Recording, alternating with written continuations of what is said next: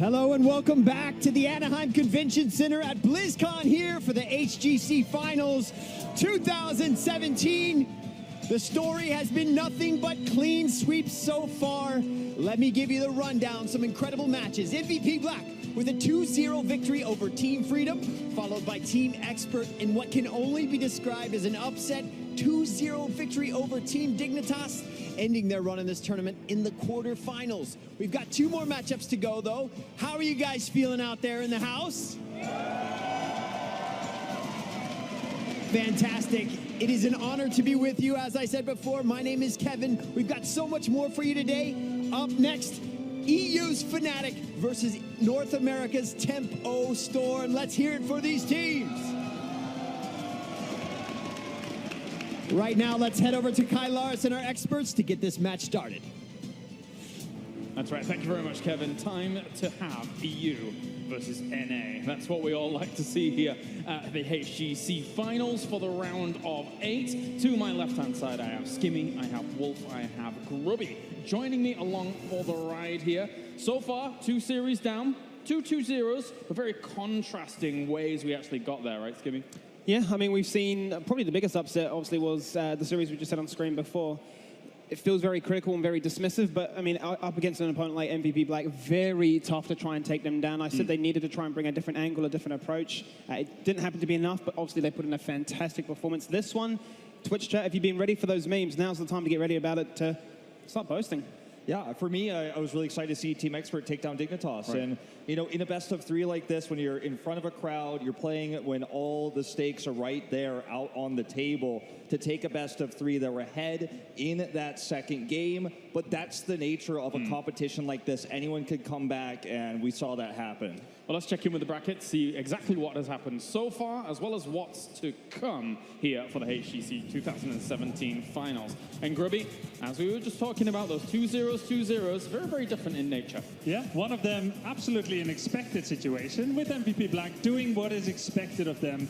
Freedom improved a lot, but they were not ready to face MVP Black.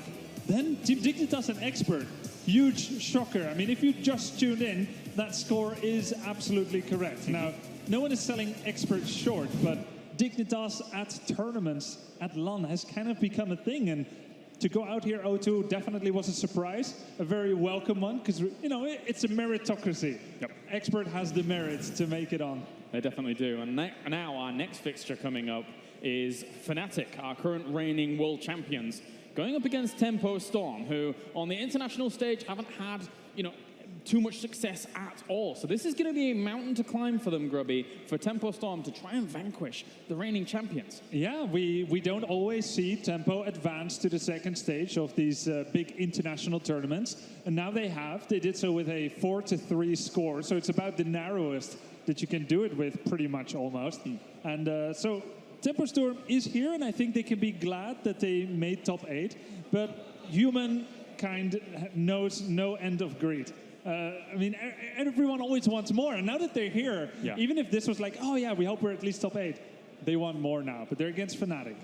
Yeah, I mean, for me, I think that the big story of Tempo Storm in the original group stage is they just got by the skin of their teeth. They're using no range DPS, using these Kerrigan compositions. They showed a lot of the strategies they had prepared. We talked about in the first group stage how they showed a lot of cards. Fnatic has now seen all of those, so they're going to have to play a little bit differently. If they play the same style they showed before, Fnatic was definitely going to have the answer. I mean, Fnatic themselves didn't actually reveal anything. If anything, they went back and revealed, or re-revealed, so to speak, a mid-season brawl meta with the single support in Brightwing. So they're coming into this one saying, we've seen what you have. We want you to play that Kerrigan comp. Please, absolutely, bring that one to us, and we'll show you how to dismantle it, because obviously other teams are having a bit of a hard time dealing with the Kerrigan aggro. Well, of course, we're about to begin our next best of 3 here. So it's EU going up against NA here, as Tempo Storm is hopeful about their chances against the world champions.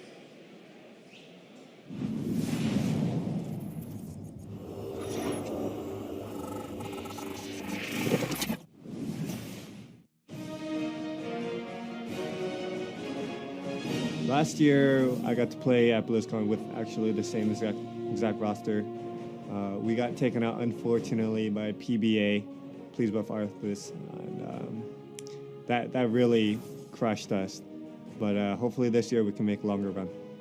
our first matchup against Fnatic is probably pretty hype. We lost to them at mid-season brawl pretty heavily, but I think we're a lot stronger as a team now. Fnatic is a really formidable opponent, but I would say that throughout the entire year, this is probably the weakest that they've looked. And because the format is in a best of 3, plus RNG, we can maybe take 2 quick wins off them. Being able to play in front of just the NA home crowd it's just an amazing thing. We haven't played an international tournament in NA this year yet. We've been in Europe basically the whole time, so having this going our way is just going to be amazing. There's no second chances. In the group stages, you can afford to lose once, and then you'll fall down to a lower bracket. But at Blizzcon, there's no lower bracket. So if you can take out a team in the best of 3, they're out forever.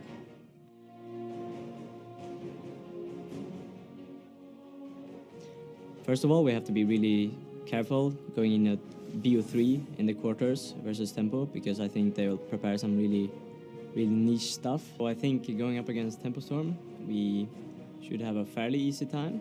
But this time around, I wouldn't count any team out, because we're not in our final form. We're kind of, slumped. As well as just the competition throughout the top 8 right now, it's going to be pretty stacked. I feel there's actually a decent top 8 at this tournament. So. Yeah, I think Tempo is probably the weakest team in the top 8 right now. Before I thought Freedom was the weakest team, but after scrimming and playing versus them in the tournament, I think Tempo took their slot. It's easier to prepare, and for the first matchup we can prepare for 1 week. So that's scary for us as well, because Tempo can also prepare for us for 1 week in a best of 3. I think this year, you can't even count NA out as you usually do, because I think the competition it's just straight up stacked. We have a good top 8, so it's really good for the scene, for the Heroes Esport, which I'm actually really thrilled about. But you don't want to lose to NA. That's just the way it is. Ladies and gentlemen, help me introduce a familiar name in esports and here in North America. It is Tempo Storm!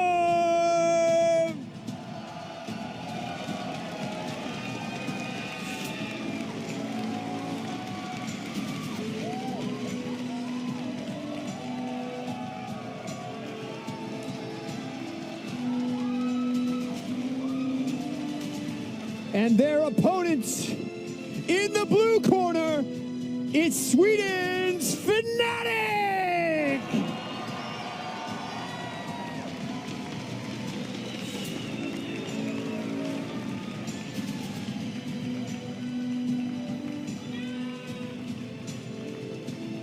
Captains, please come center stage and shake hands.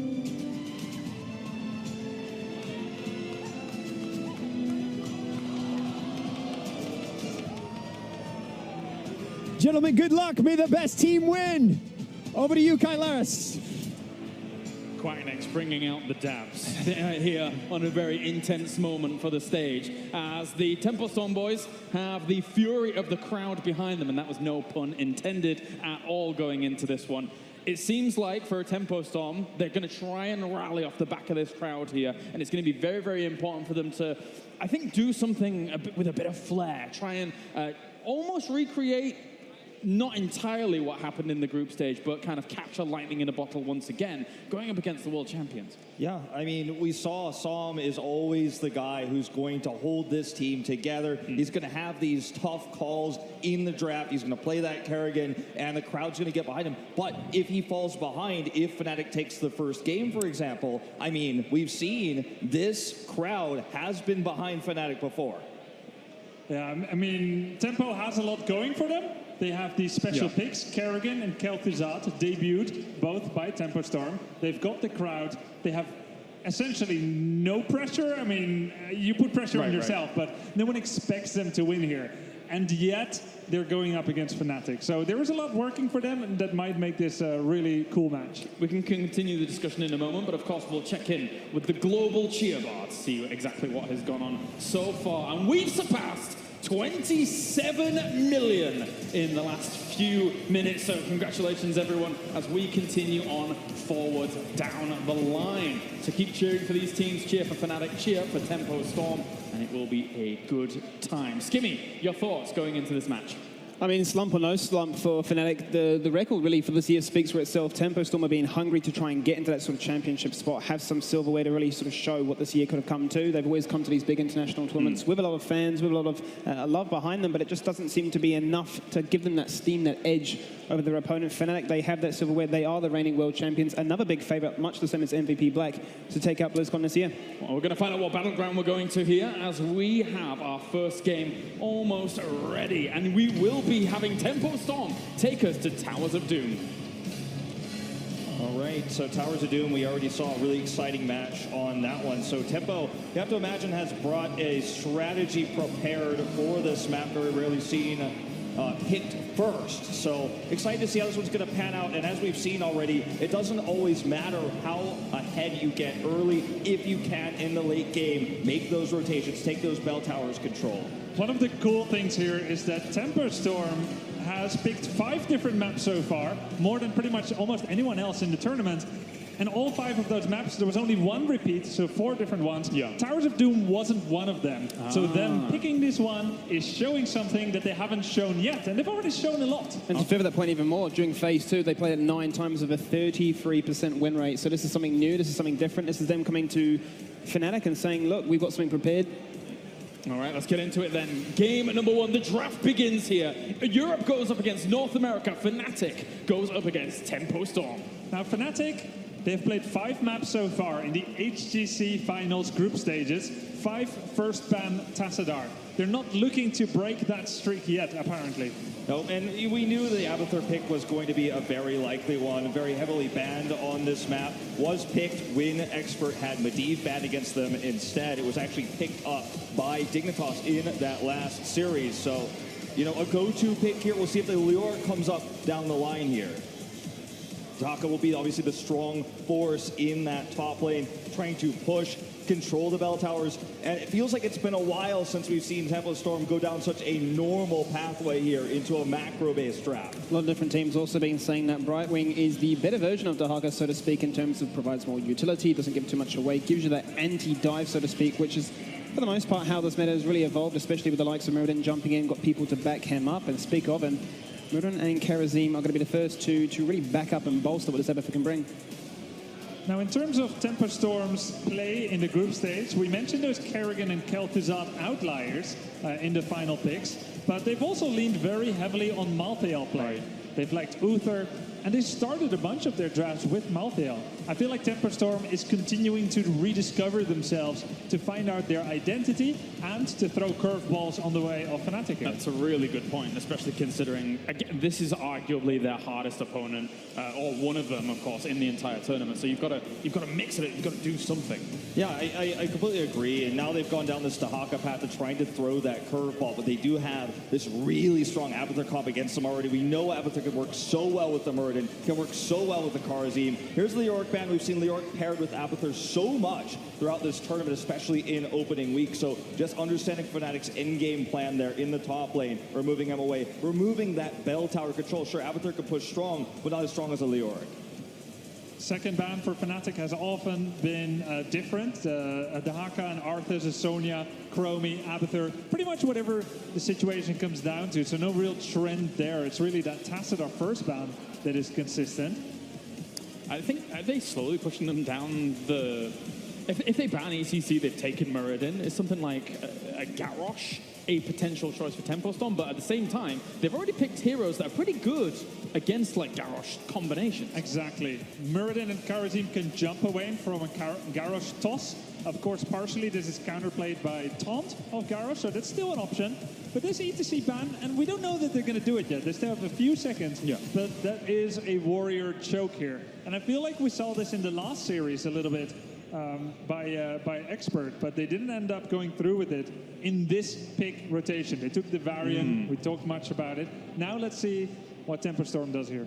Yeah, a big question would be, will the Johanna pick come into favor here, depending on what DPS Fnatic does decide to take? I think it can be a strong choice as well. Strong wave clear, good control of the pumpkin camps, for example, the sappers, something that can slow that down. I like the Johanna pick a lot. I think it's safer, though, to hold that as your last pick here. Wait and see that DPS. Obviously, Karzim and any basically auto-attack Abathur hat target will fall to those blinds from Johanna, but I think wait and see. I think you want to just hold that warrior pick for last here. I feel like Temperstorm must pick Rhaegar here. He does so well at the Sapper camp control. He hasn't been picked yet. He's the #1 support of the tournament, and it is going to be that Garrosh. So bringing it in here, and, you know, obviously there's two sides of the coin of the Garrosh. Against something like a Karazim, aggressive play can be punished from a Muradin Dwarf Toss inwards, where he doesn't have that anymore, has it on cooldown. Karazim, for example, not going to be as strong in the early game to get picks, for example, but can be a very strong defensive tool with the taunt you were talking about, with the defensive tosses you can see. So very strong here regardless, but taking this earlier, saving that last pick for flex. Interesting flow of the draft, though, overall, Skimmy. If we anticipate it, then both of these teams have to anticipate how this is shaped up. Yeah, I mean, for the last few minutes, I've just been looking at these bans, trying to sort of like read into the minds as to why these guys have gone this sort of direction. You see the Leoric, obviously a bully to deal with, especially when you got the Abathur hat really patching that lane to make it favorable for him in the early game, where he has now been severely impacted. ETC really suggesting to me you can play as that global dive with the stage dive, yet you can go for the power slide. You can then obviously overlap CC or that dive target. Garrosh not going to function the same way, but you will have that flip into Lick, which between Garrosh and Dahaka allows you to have a big window CC, the Earthplane Totem, and Greymane to execute on that. But that's the final pick, Li Ming and Arthas. I actually quite like this. Yeah, so it's interesting. They don't try to counter and kill the Garrosh with percentage-based damage. I feel like they're going to try, Fnatic is going to try to mostly bypass Garrosh, try to cleanse away whatever he does, jump away Li Ming, Karazim, Muradin, they have a jump, and Arthas, he usually doesn't care. You know, he turns on his ult, he turns on Icebound. So they're going to completely go around him. So what Temperstorm needs is more battlefield control. So far, they have a few slows, but they need someone other than Garrosh, preferably either a warrior or a support with utility, to stop the onslaught of Fnatic. I'm thinking there's two different options to consider right now. It's either Brightwing or the Lucio, as you described, gives them that mobility, gives them that ability to negate, for the most part, what Arthas can do with his Frozen Tempest. And if Fnatic are coming at you full steam ahead, then Temperstorm can respond in time. Their composition would benefit. I mean... Yeah. But you also need wave clear against Abathur. There's a lot of elements here. There certainly are. I think they're so heavily reliant on the Dahaka. I like the Lucio pick a lot because it will give them a lot of sustain, but it's going to be Medivh. So Temperstorm, again, just showing us out-of-the-box drafts here. And let's see how this one pans out, guys, because, I mean, sure, you have the extra protection for Greymane. He can do a lot of damage. If the shields are the protection there, the Force of Will is timed correctly against Li Ming, you can mitigate a ton of that burst damage, and it's a different way of out-sustaining the fight. I mean, you make the argument for Lucio with the mobility. The same thing can also apply with Medivh, with the portals. You're looking to try and jump onto that target. Yeah, you might think that you're safe in that backline, but we are bypassing, once again, that Frozen Tempest. If you can actually get to us, potentially you can land a Howling Blast where that portal is, but those are niche conditions, niche windows where it might obviously always line up, Grubby. There's one more question to be answered in terms of Medivh. Force of Will, great against Ming. Not so much against the other four, by the way. They have a very sustained source of damage, so Force of Will doesn't do well there. I was thinking maybe Medivh, for one reason and one reason alone, is heroic. Now, both are viable options here. We always see Leyline Seal, but I could see maybe a Polymorph coming out, and this isn't something I've seen in scrims. I'm completely fishing in the dark here. But Polymorph against such a team with Karazim, who needs proximity to heal, double warrior, there is an option. Yeah, and we're talking about double warrior with Arthas hats, Abathur hats as well. So you have to be up there in the fray, and the melee Karazim needs to be there. So I think Polybomb and Leyline Seal both kind of disrupt that. Both do, yes. Right. And down the line, something like Hive Mind could be heavily countered by the idea of a Polybomb. But anyway, that's a long way down the line. Yeah. We are almost ready now to head into game number 1. So let's go over to our commentary team to bring you Fnatic going up against Temperstorm. Thank you, Kalaris. We've got Gillian Dredd here for North America versus EU. And Dredd, The wall has been built of the Korean and European teams here in the quarterfinals. Can North America bust through? It's going to be hard, but you know, something inside of me, my North American pride, it cannot let up hope here. I believe that Tempo Storm and the rest of North America that is still remaining has a shot. As long as we come at the game with a different angle, catch Fnatic maybe off guard. Yeah, anything can happen in a best of three, as we just saw in the last series. Yeah, even Quackness kind of admitting, you know, can't count anybody out in this type of tournament format. Everyone has the opportunity. So you know Fnatic is not letting up lightly here versus Tempo. Well, we are ready for game one of this best of three. North America, Tempo Storm taking on Europe with Fnatic. Let's get inside of Towers of Doom.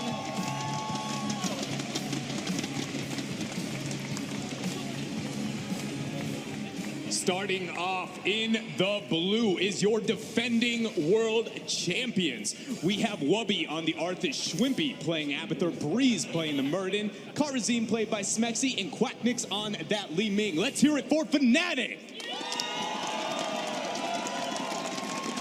And in the red, looking to live up to the legacies of old North America, Caterpillar playing Dahaka, Cothenluck on Greymane, Fury on his Garrosh, Psalm playing Medivh, and June playing Rhaegar. Let's hear it for Tempo Storm!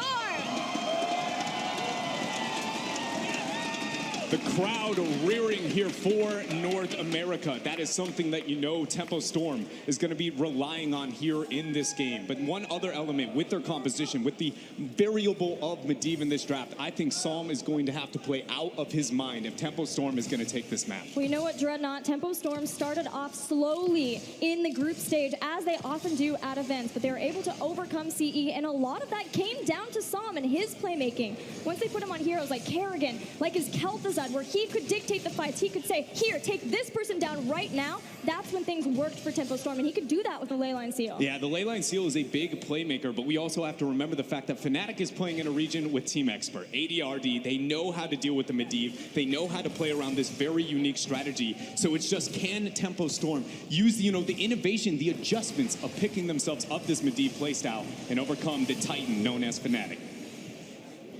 Fnatic, the Titans, the mid-season brawl winners, but also struggling in the group stage quite a lot statistically. The worst of the three European teams, and we've already seen one fall, Team Dignitas. June dropping the sprays, making sure he stays alive. So crucial that Tempo Storm doesn't fall behind Fnatic. Fnatic are the kind of team, especially on these large battlegrounds, where they're able to set up so many options in lanes with things like mercenary camps, with lane pushes, so that they can either set up for picks with some brush ganks, or even just be able to siege down structures really quickly. And that only gets worse and elevated the later into the game we go with Abathur. That was exactly what I was going to say. Abathur is something we always have to be considering. But as we see, both of the teams perfectly timing this bottom sapper camp, as we're going to have our very first altar phase. 24 seconds out. I don't expect any advantage or too big of a clash here towards those sappers. It's just who is going to have the advantageous positioning on those top altars. Well, both teams have a global, but it's Abathur on the top, and that can be risky to send up there to pick up an altar. So far, Haka not stalking in. He wants to make sure that he can get all of the minions in that wave and then move down to get the safe altar before coming in for the power play with Tempo Storm. Medivh starting to move down, as is Muradin. Tempo Storm might be able to get away with this just because of that Abathur weak early game. Nice stun interrupt there, allowing Fury not to be able to rake the members of Fnatic up, but that bottom altar here was actually not picked up there. That was a great delay as well. Abathur's capturing the top left-hand side, while the top right we see Fnatic going in, and we're actually going to see the Medivh collapse. Yeah, it was excellent to see that Arthas stopped so that Abathur could feel free to get that top altar, but hasn't gotten that in the top just yet. They're pushing to Haka clear back, but Fnatic in the mid. We're able to zone. Arthas goes down. First blood claimed by Tempo Storm, but they lose two of the altars. So the question is the trade of that one kill worth some of the shots here for the members of Tempo Storm? And that is yet to be determined. We have to see if Tempo Storm can keep this experience advantage. It is a must, again, on that note of an Abathur on Towers of Doom. Another note of what Tempo has to be considering now with this pressure onto the bottom lane is you know that they do not want to lose this bottom altar. We have seen team after team use the Abathur, use the protection towards that bottom lane, and really just force the hand of the opponent left and right. Yeah, that was a moment that Fnatic lost. The only game that they lost in the group stage to Team Freedom is because of that constant bottom lane pressure. And that is something that you can overcome. Expert did it versus Dignitas, but it requires perfect play at every single juncture of the game, and that's not something that Tempo Storm wants to get into a position versus a Titan like Fnatic. I got to appreciate the fact that Tempo Storm has managed to accumulate a half-level lead here. Again, it is a bit of the Abathur problem with the composition here for the members of Fnatic, but Fnatic is known as one of the best macro teams in the world. And though Tempo Storm, is known as the macro of North America, I did not expect them to be able to achieve these kind of, early advantages just through good rotations. Yeah, it's very important that Tempo Storm does that. Fnatic is a good macro team, but generally they really come online at 10 always when they get their heroic abilities. They are more patient since they are against these very aggressive teams in the region, teams like Team Dignitas and Expert. Early aggression, trying to get the besting of Fnatic, since Fnatic normally do just spiral out of control in the mid to late game. So it's awesome for Tempo Storm here, especially since they're the North American team, one of two that remain here at the HGC Finals. Yeah, especially after watching what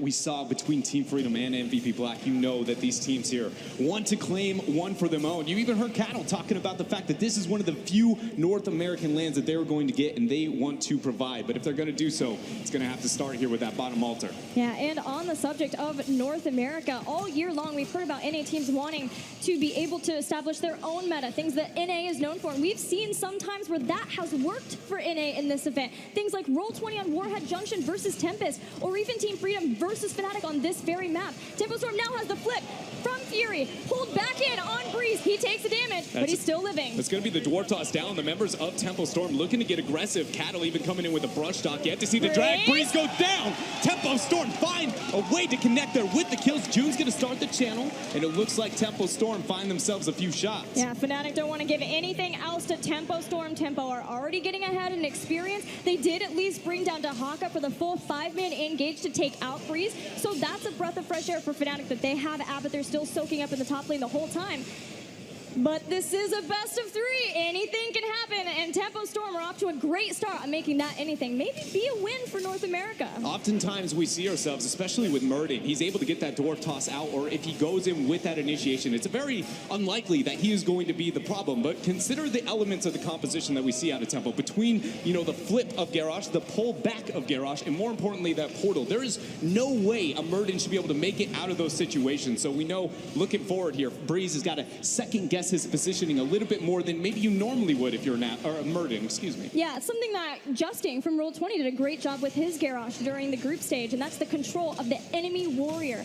Breeze has to be thinking that, even though he has the Abathur symbiote, gives him a little extra help. Things like Palm, that will be a different factor once we get to 10 for Fnatic. But speaking of 10, Tempo Storm are well on their way to heroic abilities. Let's see what they grab. On the World of Masters touch here for Psalm, after we've had a couple of skirmishes, he's only rounded 9. And we heard Grubby hypothesizing, would it in fact be the Polybomb? And North America says yes. Yes, it is Polybomb Warlord's Challenge. No go for the throat. We've got Cursed Bullet here. So it does seem like the target is still going to be Breeze from Fnatic. Being able to get that chunk of 35% of your health, and then having the polymorph there, giving a little extra time where he can't jump away. You can keep that control there and then take him down, takes out the frontliner, and stops Fnatic from being able to be as aggressive in the comps. We should highlight the fact that both of the warriors, though, on Fnatic's composition have self-sustained. At post 13, Murden is going to be very, very comfortable with taking that amount of damage, and if they do not succeed in that one shot, one kill that we see, and the idea here from Tempo Storm, I think it is very likely Fnatic looks at the team fight and goes, this thing is done. We can turn this around. You failed this initiation. Yeah, Icebound Fortitude may be a thorn in the sides of Tempo Storm if they want to change up and try to go after Arthas instead. But we've got 2 more altars, and it looks like a flat trade between the 2 teams as we continue to feel things out in game 1 of this best of 3. Neither team really wanted to get, too very aggressive. The few moments that we have seen Fnatic try and posture up, Tempo has done a great job of getting that punishment outward. But also, you said it before, Fnatic is a team that loves to kind of just put you in lose-lose scenarios up until they get their 10s, they get their heroics, and then they say, all right, time to get the trade. We can win these type of team fights. Yeah, they're like a rattlesnake. They will also just kind of stay coiled, manipulate the map as best they can, but if you force them, they will strike. Think about the way they executed in Game 3 versus Freedom. They were able to use the Gorge of Stitches and take out even a D.Va, who you think is going to be the safe one versus a Stitches Gorge. No, we saw a lot of D.Vas. Not so much. She was really struggling in North America, and just D.Va in general throughout all of the HGC finals. It's been really awesome to see the kind of development and strategy to be able to deal with one of our newer heroes here. But Tempo Storm looking to escort these bottom sappers in. It doesn't look like he's going to get too much damage. Not enough threat here without the Dahaka committing down to the bottom lane. Yeah, Caterpillar on that Dahaka has continued to put the pressure onto both mid and top lanes, trying to get the double soak, trying to keep Abathur at bay, because a lot of times when you have these Abathur compositions, you can put too much focus in trying to get picks, trying to get kills in the bottom lane, and as a result from that, once the team with the Abathur wins a decisive team fight, they've whittled down the other two belt towers so much that you can quickly make this gigantic play and take down the forts at once, and then that's an irrecoverable place for any team trying to go up against that. So Tempo Storm with their Dahaka making sure to mitigate that as best they can. And they have done an effective job of trying to get that early game advantage. That is something I've been trying to highlight here for Tempo Storm.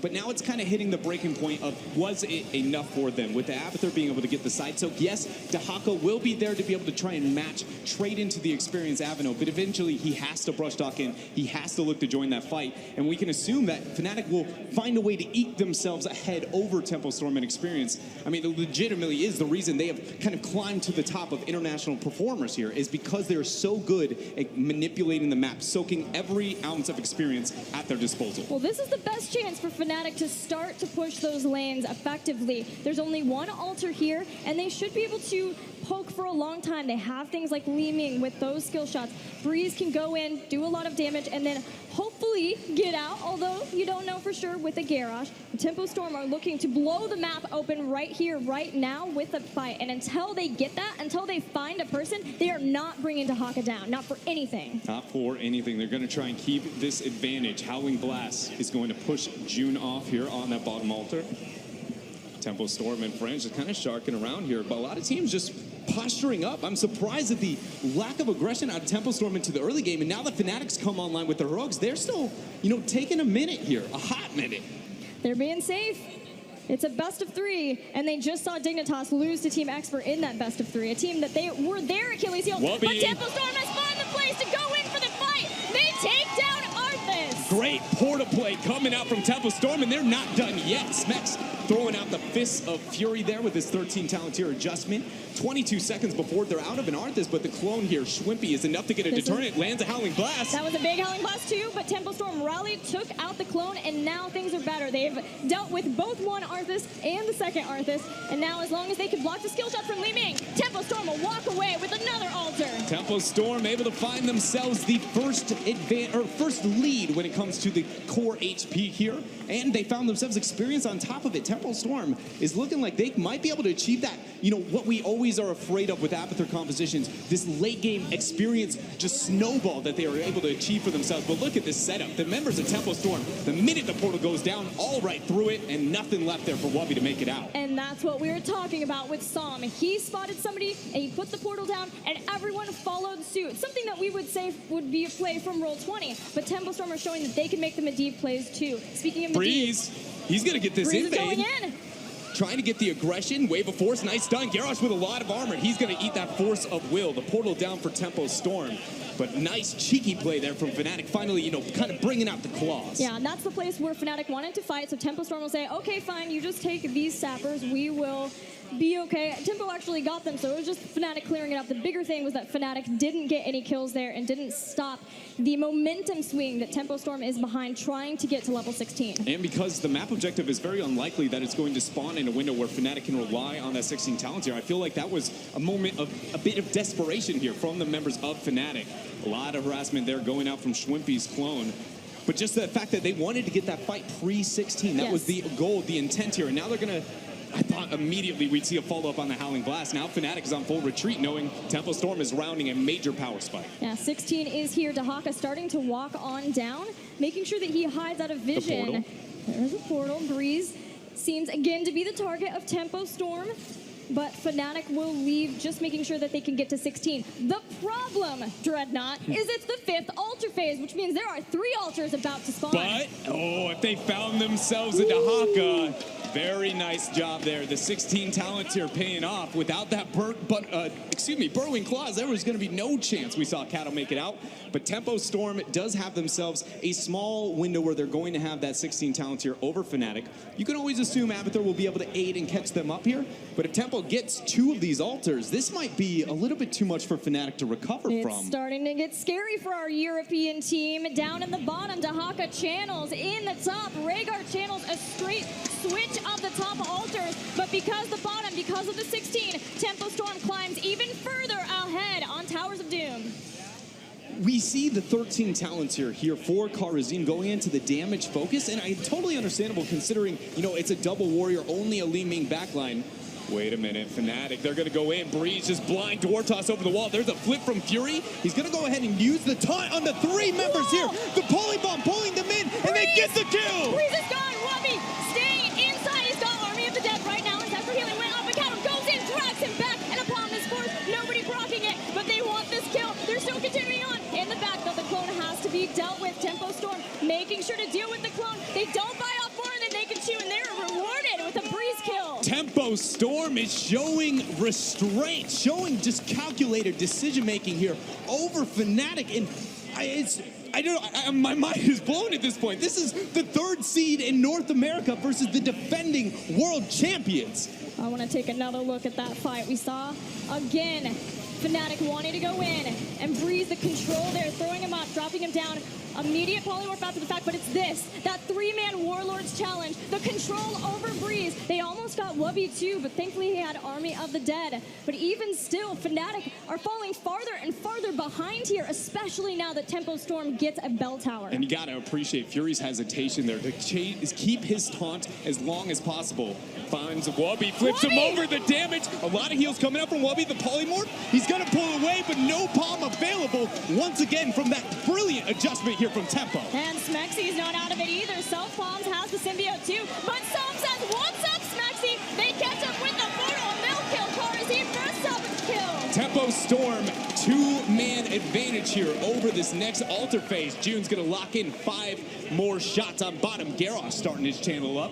Tempo Storm, after we get over the 3rd altar phase, is going to find themselves 6 shots. A boss now? This is amazing. 2 shots away if they get this boss. 2 shots away from winning a game over Fnatic, the reigning mid-season Brawl champion. Fury's in danger, just buying some time though. Dodges the Storm Bolt with the Wave of Force, but eventually Garrosh does go down. Fnatic are able to get a kill, and it's desperately needed. To be honest, that was such a worth call coming out from Fury to buy that much time. At this point, Tempo Storm has put Fnatic in such a risky position that they cannot make one mistake after that final boss. Everything is a win condition. Sappers, every altar is very likely to be into their favor. This is just astounding. So where can Fnatic get this recovery? 25 seconds in, looks like bottom bell tower is going to be the first pit stop. Yeah, they'll get bottom bell tower, and that may be some time buying so that they can take back their own bell tower and then get a lead on the structures. This is a important juncture in Tempo Storm's play at this point, because yes, they are ahead. They have that 2 hit points away from being able to take the game, but in times past, in series past, Tempo Storm and losing somebody like Fury, they would fall apart with staggered deaths. So they have to not get to that point. They have to stay as safe as they can until they get to 20, but Fnatic, they need to use that and they need to run with it. They got that bell tower. Now they have Sappers and Kharazim working on the bottom. They're going to try to push at every single angle to get some sort of leverage in this game. I got to appreciate the rotations there for Fnatic. The fact that they converted this bottom bell tower means that they can safely only send the Kharazim, maximizing their resources elsewhere onto the map and showing why, again, they are such a brilliant, brilliant, and dominant team here at the international stage. Tempo Storm, though, the 20 talent tier is here. We know that Fnatic is desperately just hoping that no altars come online, no win conditions are going to be forced. 28 seconds out is enough for them, so we are going to have ourselves a 5 versus 5, 20 versus 20.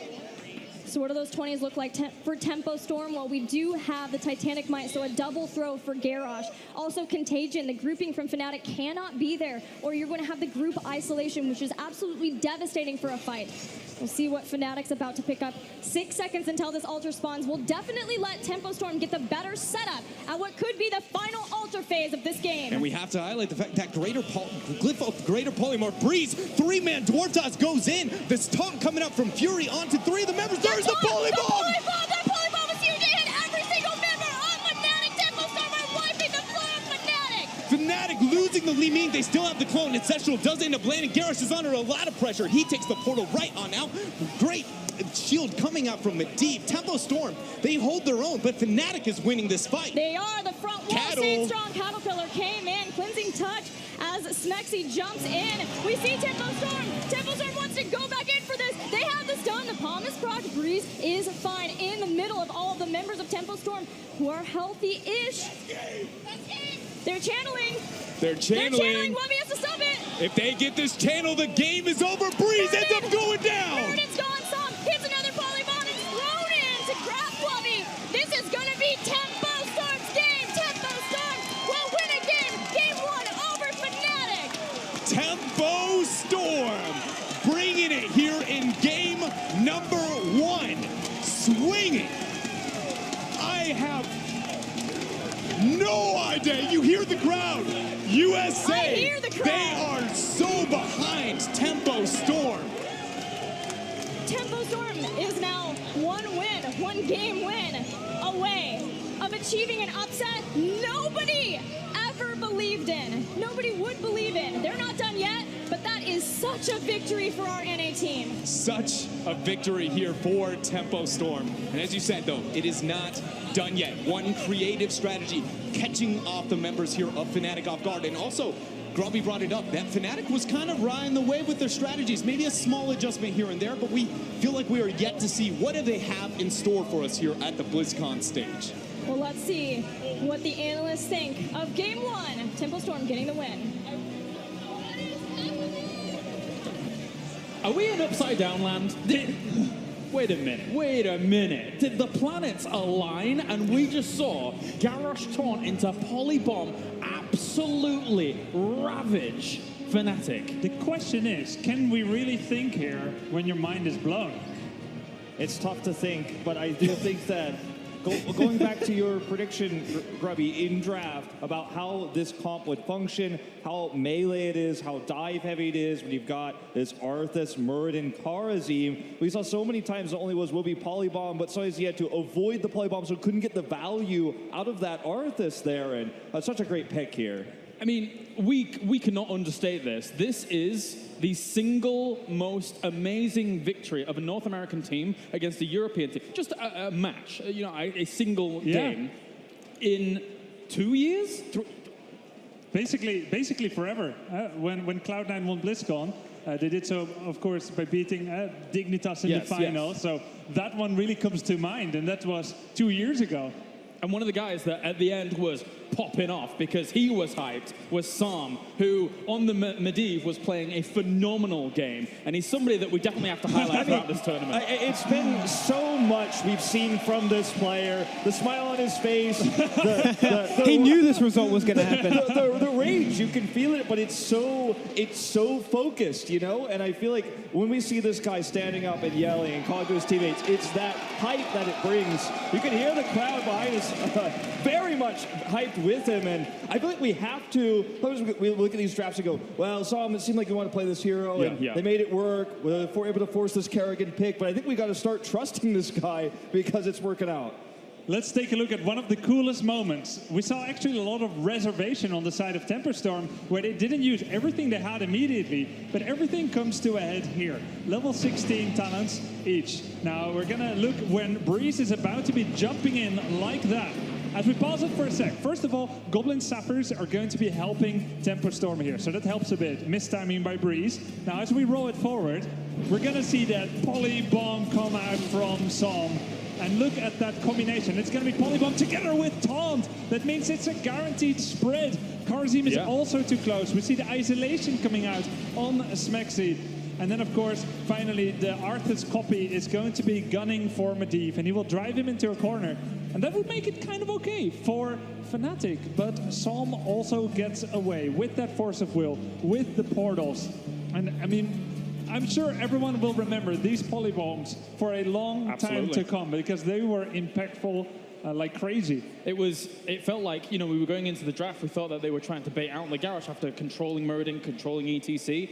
But Fnatic got outsmarted with the polybomb. We were asking a question like, why are they not going for Brightwing? Why go Brightwing if you can only polymorph one when you can polymorph 5 with the polybomb and Medivh, right? The same argument can be made for Varian. If I can taunt 1, I can taunt 5 with Garrosh. The synergy between these ultimates they have, you've got the Isolation, the Warlord's Challenge, the polybomb as we described. We talk about teams having very one-dimensional compositions where there is only one way for them to go in. Allows your opposition, obviously, make it quite easy to, I suppose, make a counterplay towards that. With this, there's just so many different threats. The way Fnatic are used to playing, they jump in. You can see, as you said, Breeze jumping onto that Sepper camp. He thinks he's got the fight where it looks so perfect. Tempo Storm go, no. This is how we like to do it back here in NA. This is a thing that we just haven't really seen before. And it's, again, these strategies that are made by Tempo Storm. They're so strong. And, you know, when you look at this draft, no one would have predicted this exact combo. None of us at desk, sure, Grubby pointed out Polybomb quite strong here, but we didn't really think about exactly how that would work in combination with the Garrosh. And I think right now, Fnatic's feeling pretty sheepish. Yeah, definitely. They are very well played there. As we head to a short break here and hear from our sponsor, but when we return, it's game number 2 between Fnatic and Tempo Storm. The 2017 Heroes Global Championship Finals are brought to you in part by Republic of Gamers, Intel, T-Mobile, and NVIDIA.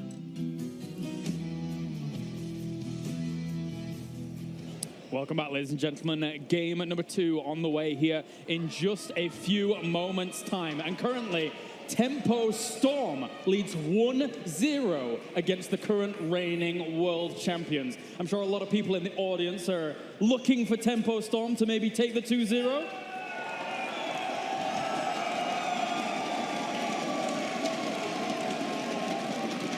That, my friends, is a powerful tool. The amount of ambition and motivation behind the Tempo Storm group right now is going to be furious. It is going to be very, very deadly here, going up against a team like Fnatic. Fnatic normally thrives off the crowd, but right now the crowd is pretty much against them. I mean, usually Fnatic are those fan favorites, the childhood sweethearts from that region of Europe with the Swedish boy band, as we so call. But I mean, yeah, with the 3 North American teams making it here, the BlizzCon arena itself, obviously they're loving this. They're really behind them. Obviously, they make a quirky strat behind it. They bring it out. Yeah. I was critical of the Tales of Doom win rate on Phase 2. At 33%, they say, screw your stats.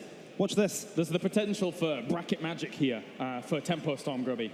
How do you mean? I mean, the Tempo Storm could quite easily take a 2-0 with the position that they're in currently. Yeah, of course. They're 1-0 ahead. It's a match point for Fnatic here.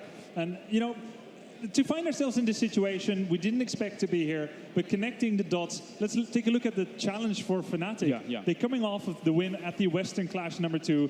They won the mid-season brawl. Where do you go when you're already on the summit of a mountain? You need to find a taller mountain to climb, but it's tough because you were the best already. Yeah. So going into a tournament like this, it is difficult to prepare, but of course they knew that. They had time to balance it themselves. They had a pretty easy group going into this as well. So they didn't show very many strategies, but I think they kind of have had this slump coming into this tournament in terms of mentality, and they had an easier group. Most would consider this to be a fairly easy opponent for Fnatic. So exactly where is that motivation? And when they were able to defeat MVP Black, the crowd was cheering for them. Now this same crowd here is cheering against them, and it's got to feel like, you know, the tables are turned. Let's find out which battleground we're going to next to see if Tempo Storm can do it here. As we are going to head, Fnatic is taking us to Cursed Hollow skimming. Yeah, I really like this direction. I was going to say it's either between Cursed Hollow or Sky Temple, a map where a team like Fnatic, they are very macro-orientated. They can really flex that might, say, look, you had a very team fight orientated squad just before. We're not going to allow you to have that kind of same ability to set up the map that's going to promote that kind of style. We're going to Cursed Hollow. We'll rotate. We'll use globals. You'll never get that situation again. All right, it's time for the second draft here. Tempo Storm currently leads 1-0 against the world champions here in the round of 8. And Grubby, I've got to ask, in the group stage, we saw Fnatic have a stumbling block, and then after that, go to the Stitches Kael'thas. Yeah, Fnatic lost one map in the groups to Team Freedom, also from North America, also on Towers of Doom. They also ran a lot of single support right wing. Now single support Kharazim, who didn't have cleanse. They're going to stick with their Tassadar ban, so that part has not been a kind of, let's say, smoke screen. But if Fnatic was ever thinking of possibly holding back strategies, going up against Tempo to safeguard their procession into the grand finals, that has evaporated entirely. They need to pull out all the stops here and take Tempo Storm fully seriously. Yeah, I like this approach by Tempo Storm. They're taking the Dahaka that we saw in first rotation on the previous map as well. One of the reasons why Fnatic had to be so aggressive on Towers' Doom is because they fell behind early. Dahaka was able to do a lot in top and mid. Those lanes were always pushed. Forced aggressive play by Fnatic. Those aggressive invades, which is where those polybombs were quite strong, obviously. Defensively used there with the Warlord's challenge. So again, if they want to draft a style that can take the fight to Fnatic defensively, it looks like that's where the preparation is at right now. You know, it's actually read into these bans themselves specifically. When Fnatic went up against Team Freedom in those group stages, they did it right wing. They had Falstead, they had Dahaka. You ban one, you take the other. You're very limiting that sort of that chokehold, so to speak, and that's going to get Fnatic in a bit of a situation where they need to think outside the box. They need to take this ETC, flex that potential to go for the stage dive. Yeah, that first pick Dahaka, for the reason you said, Skimmy, and for the reason of Caterpillar's prowess on that hero. Yeah. Seeing Caterpillar on Dahaka, it's been my favorite hero for him. He plays it so well, and we saw that in the last game. And if you can catch two flies with one net, then yeah, let's do it. Because Dahaka is such a big pick for Fnatic on maps like these. Yeah, Muradin here coming in as well was, against them in the last set with a very different draft.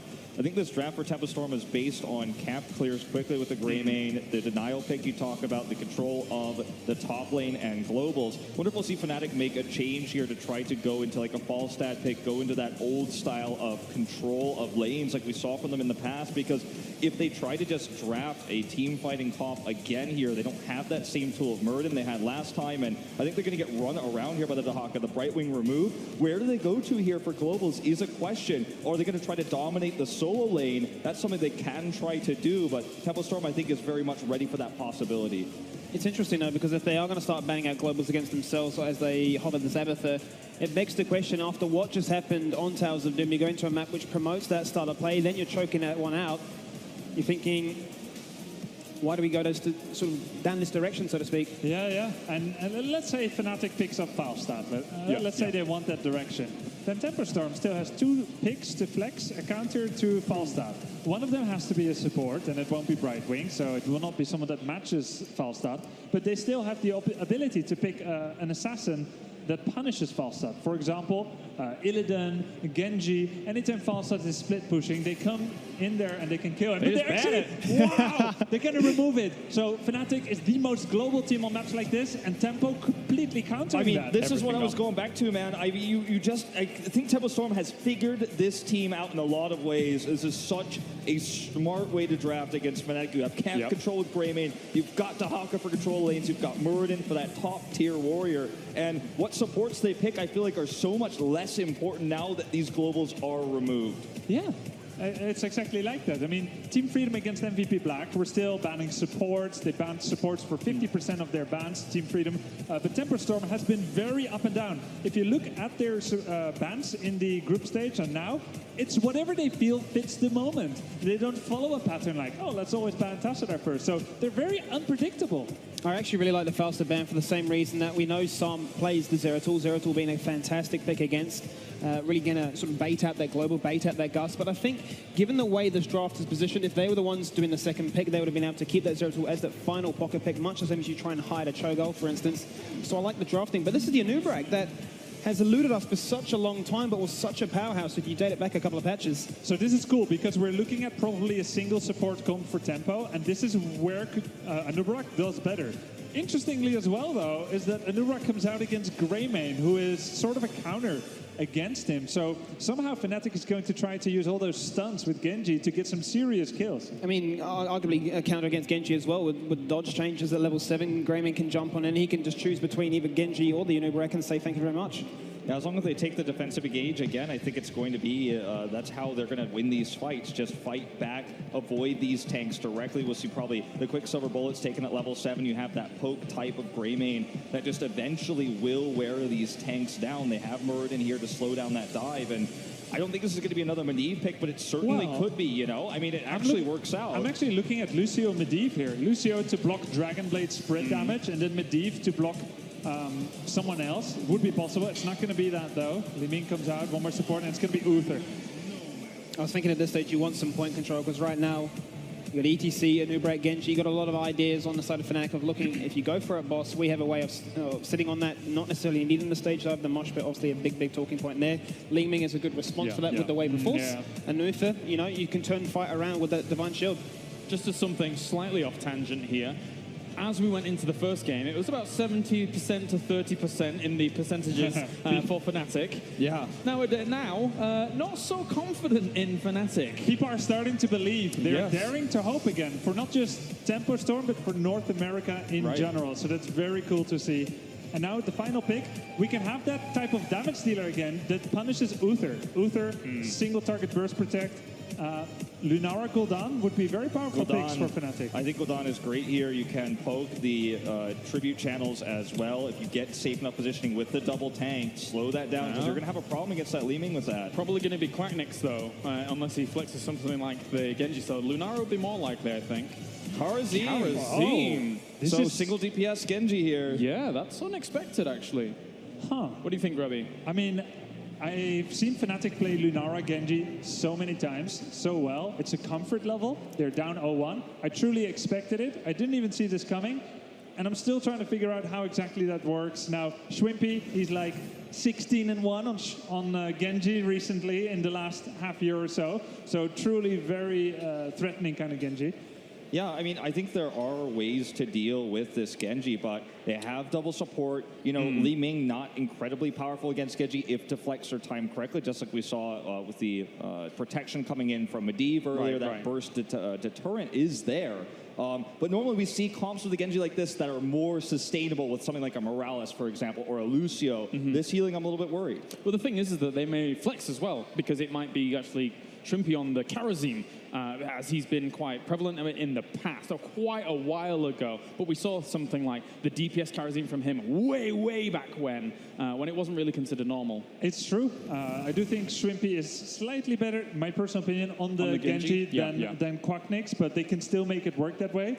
But I have one major question for the team fights here. When Anubrak uses Cocoon on Uther and there is no support left, can the members of Tempo Storm, specifically Brightwing and Li Ming, survive against a stage dive, mosh pit, or some Genji dive on them? And I'm afraid for Tempo Storm. Gentlemen, we're almost ready to go in, but since it is such a severe situation now for the world champions, I want to get your predictions going into game 2. Short thoughts. I think Fnatic did better for themselves in the draft. They have to show everything. They have to cocoon engage, and to delete the target, I think they have the execution to do it. We might be looking at a third map. Okay. I'm going to disagree. I think that if the positioning of Uther is good enough here with the double DPS comp on the side of Tempo Storm, they've shown good defensive engagement so far. I think we're going to see a 2-0 here for North America. Yeah, I think execution really is the name of the game. We saw a composition coming out of Dignitas earlier today, which required all the stars to align, so to speak. You mentioned the point I wanted to bring up as well with the Cocoon. Now, it has to find value. They have to commit. They have to get kills during that. Execution against Standard. It seems like Tempo Storm have got the answers. I'm going for Tempo Storm. Oof. All right, let's get into it. Game number 2. Will Tempo Storm vanquish the world champions? We're about to find out. We are almost ready for game 2. I'm excited. Dred's excited. I want to know, are you guys excited? I think they're excited. I think they're pretty stoked, understandably so. I don't think anybody would have expected that this to be the outcome of game number 1 here. And after looking at the draft, it doesn't seem like we saw that, you know, the moment of Fnatic finally showing what they brought for Blizzcon. Yes, there are adjustments, but it doesn't seem to be that big of adjustments here, at least from my point of view. Well, it better be, because they're down 1 game. Let's get into it. We are headed to Cursed Hollow for game 2, with Tempo Storm currently leading at 1-0 in this best of 3.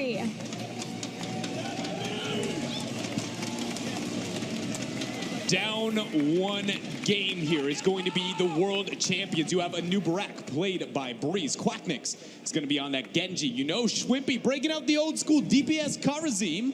Wubby's going to be on the ETC, and Smex on the Rhaegar. Let's hear it for Fnatic! And playing better than they have ever played at an international event. June playing Uther, Fury on Murden, Cottonlock Duck playing Greymane, Psalm on Leaving, and finally Caterpillar playing Dahaka. Give it up for Tempo Storm!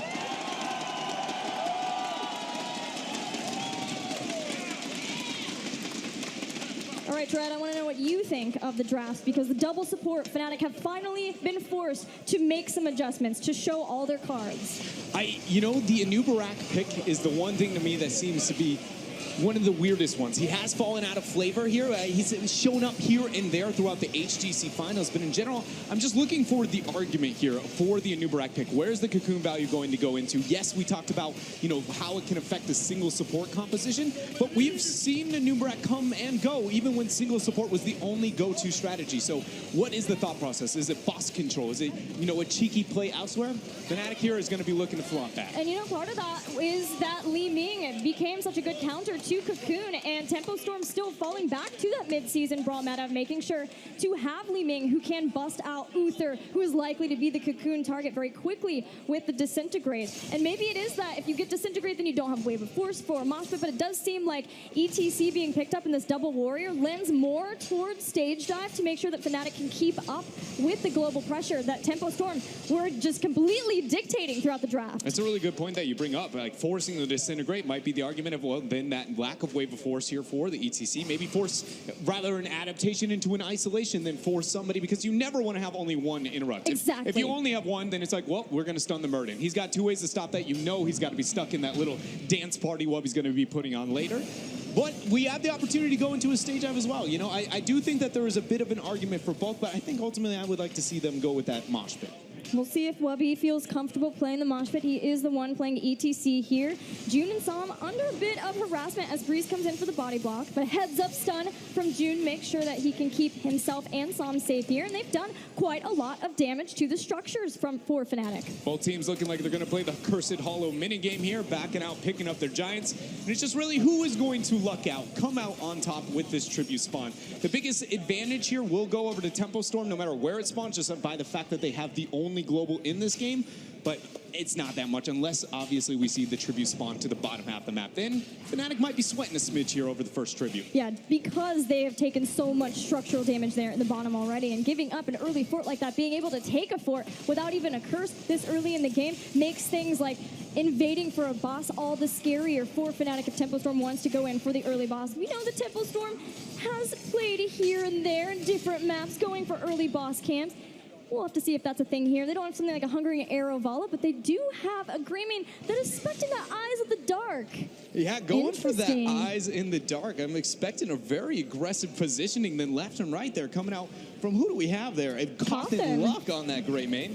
Tribute spawning, though, up into the top lane.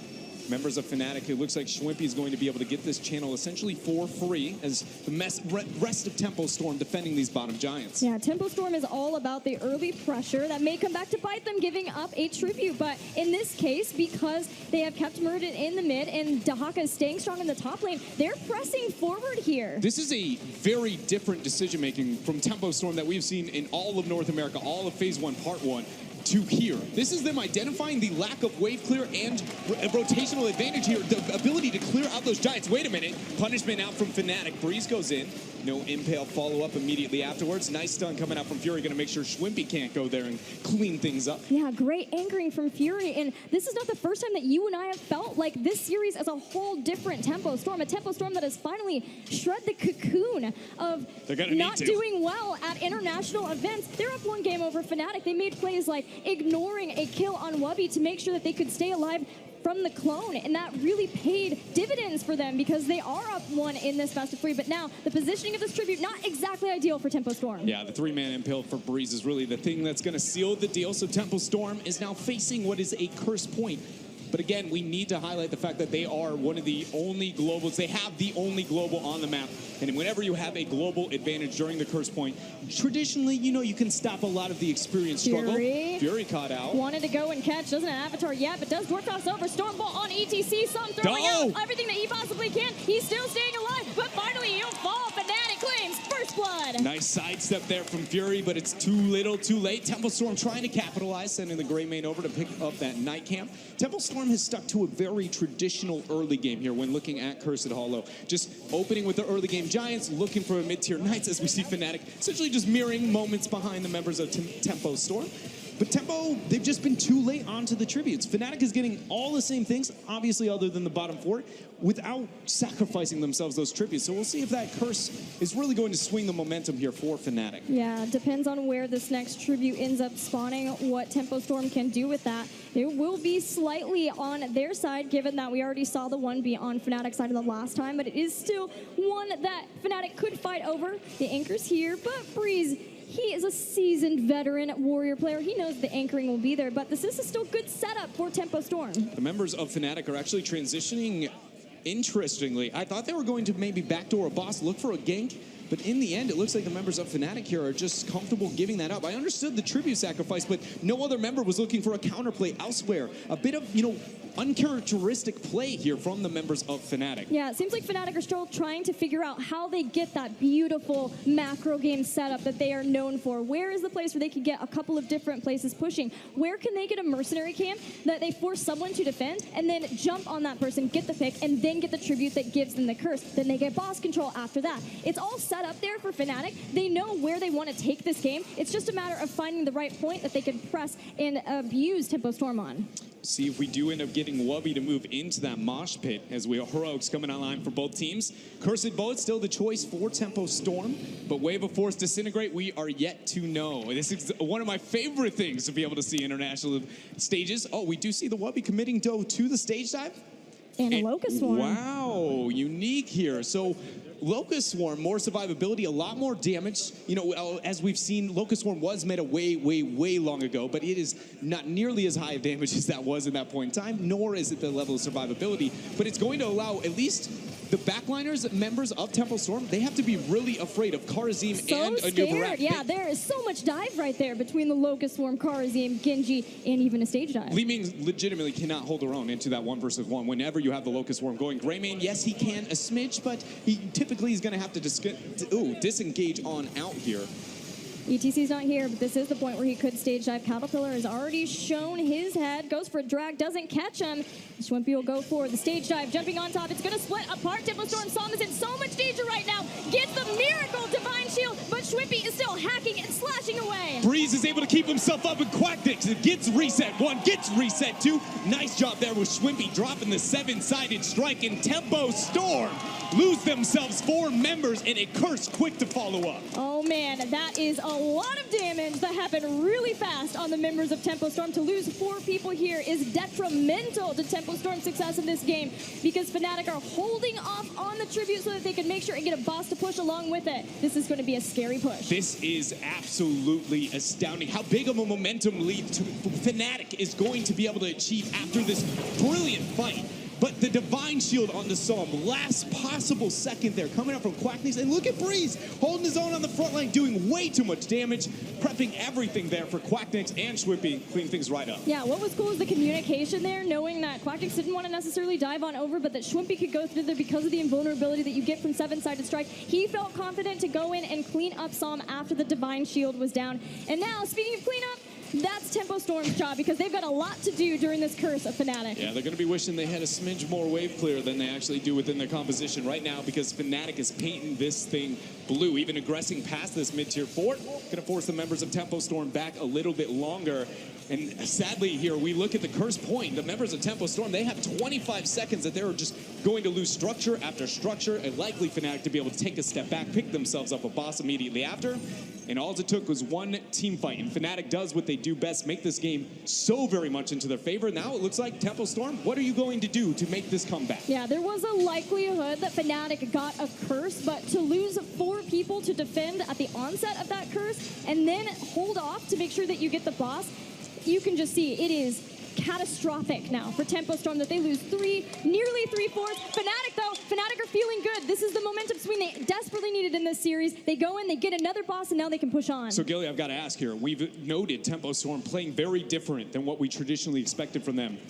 This is a moment where normally they would sacrifice this keep. They would let their opponent take everything and just kind of accept what is going to be the future rather than diving past, trying to force a fight. What we see Tempo Storm innovate once again here with their gameplay and not let Fnatic get the 16 talent to your boss and keep, like, you know, they are confident that they're going to be able to claim for their own. Yeah, this really does feel like the only point left for Tempo Storm to get in at the lead that Fnatic have. Fnatic are knocking on the door, breaking it down of Tempo Storm to try to get the first keep of the game and open up a way for them to win the game. The brush stock, they're going to try and get this force. Cattle looking or sharking around, trying to find himself a hook. Breeze takes a bit of damage, end up dropping the Locust Swarm, a cooldown that they're going to what? Wabi goes in with the 2-man power slide, forces the Avatar, but no one getting a kill quite yet. Cattle's just looking to find where he can drag someone in, but it is avoided by Breeze. Stage dive behind the members of Tempo Storm. Fnatic are looking to get aggressive. An immediate Divine Shield Force trying to let Kotham get some damage in. Seven-sided. Schwimpy's able to get the dash right on out, but Fnatic unable to claim that keep for themselves, but 16 is just around the corner. I'm surprised to see Fnatic actually not take this experience wave, just push out that full keep as it is so very low. But they have other plans here, looking to pressure out the map, understandably so, as we know Trivia's about to round out here soon. Yeah, Fnatic are such a disciplined team, and they know that it's their game to lose at this point. All they have to do is find a spot, maybe send in Quagnux's Genji, somebody so that they can take down a keep and start getting the catapult pressure going. But it's about the bigger picture, and that bigger picture is the 16 talent tier. They've got a 3-level lead over Tempo Storm. This is working out for Fnatic. It's looking very, very clean here. Just, again, that one team fight after the rotations here of Tempo, you could see the thought process. It was brilliant on the side of Tempo Storm to take that high risk 2 tribute sacrifice. But when you lose the fight 4 for nothing on the 3rd tribute, it's a little bit too much for them to be able to handle here as we see another tribute coming online without the 16 talents here. The members of Tempo Storm cannot even make the transition out, and Fnatic's capitalizing. They're going to be able to take this bottom keep while sending somebody up to the tribute. ETC has the stage dive case. You know, things get a bit shaky here. Ooh, that's a power play for Fnatic for sure, but they still see Tempo Storm here, and Tempo Storm is posturing at least. Not going to give it for easy for Fnatic, for free. There is the tribute collected by ETC. Very interesting to see the patience here from Fnatic. The bait goes out. Fury bites off a little bit there, but it's only a cursed bullet. 30-second cooldown, nothing to worry about. Sprays flying in this tense moment. Fnatic again regroups. They have ETC in the top. The Haka there too, hoping to get Tempo Storm 16, but it is so far away. You know the stage dive's going to come in here, and the brush talk has to happen in that giant shrub. It's the closest brush for Cattle to make a move. So if Fnatic is successful with the initiation and dives past the keep, I just feel like Cattle's brush talk is not equal to a stage dive in this type of situation, but we're about to find out. Yeah, it's not exactly the best spot for them, but Tempo Storm will make the most if they can, and they're continuing to sit right in front of the fort so that if Cattle does join them, it is still something that he can do for the team. But Tempo Storm really are hoping that Fnatic don't force that to happen because Caterpillar is the only thing who is soaking up, allowing Tempo Storm to get closer to 16. Stage dive. The switch has been flipped. They're going to move in. Schwimpy throwing out way of 100 fists, getting the damage. There's Cattle. Is he going to go forward? The drag. He goes. Isolation Fury drops. 7-sided. Gets Fury in a terrible position. Draws that Divine Shield. Yeah, he has the Avatar. Fury's just taken out. Quagnix takes him down. And Murden is out of this fight. And Fnatic looking to draw blood on Tempo Storm. They catch Caterpillar and slice him down with the Dragon Blade. Once again, Fnatic just pulls the trigger and blows up the members of Tempo Storm. June gets knocked back. He's going to go into ghost form, throwing out a couple of heals here, but Fnatic does not care. They are looking here towards this core. This is a clean game for Fnatic. If they can finish it out here, only Psalm and Greymane. And Greymane's just about to go down too. So does Psalm. Tempo Storm has been wiped clean. Fnatic take out Tempo, and they will take game 2.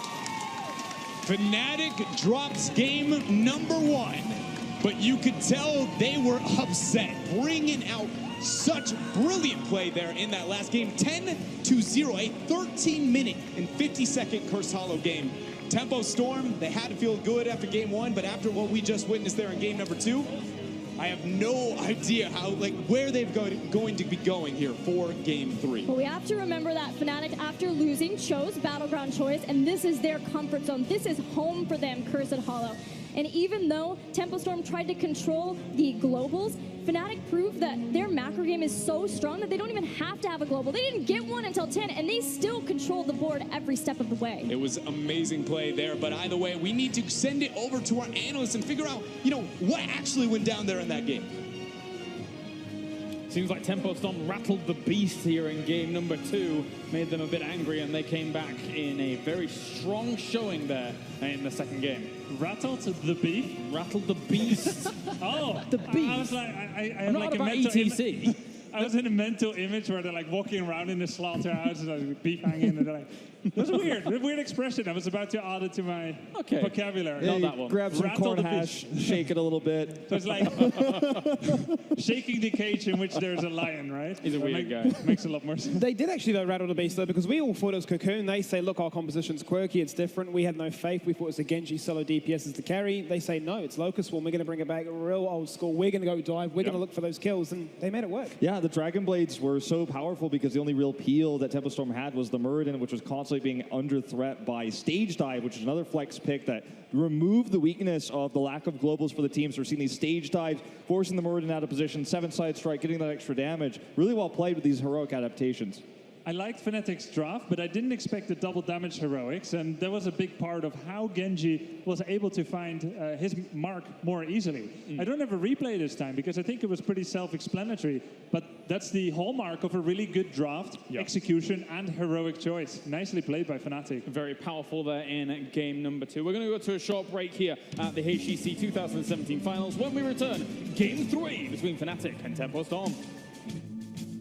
The 2017 Heroes Global Championship Finals are brought to you in part by Republic of Gamers, Intel, T-Mobile, and NVIDIA.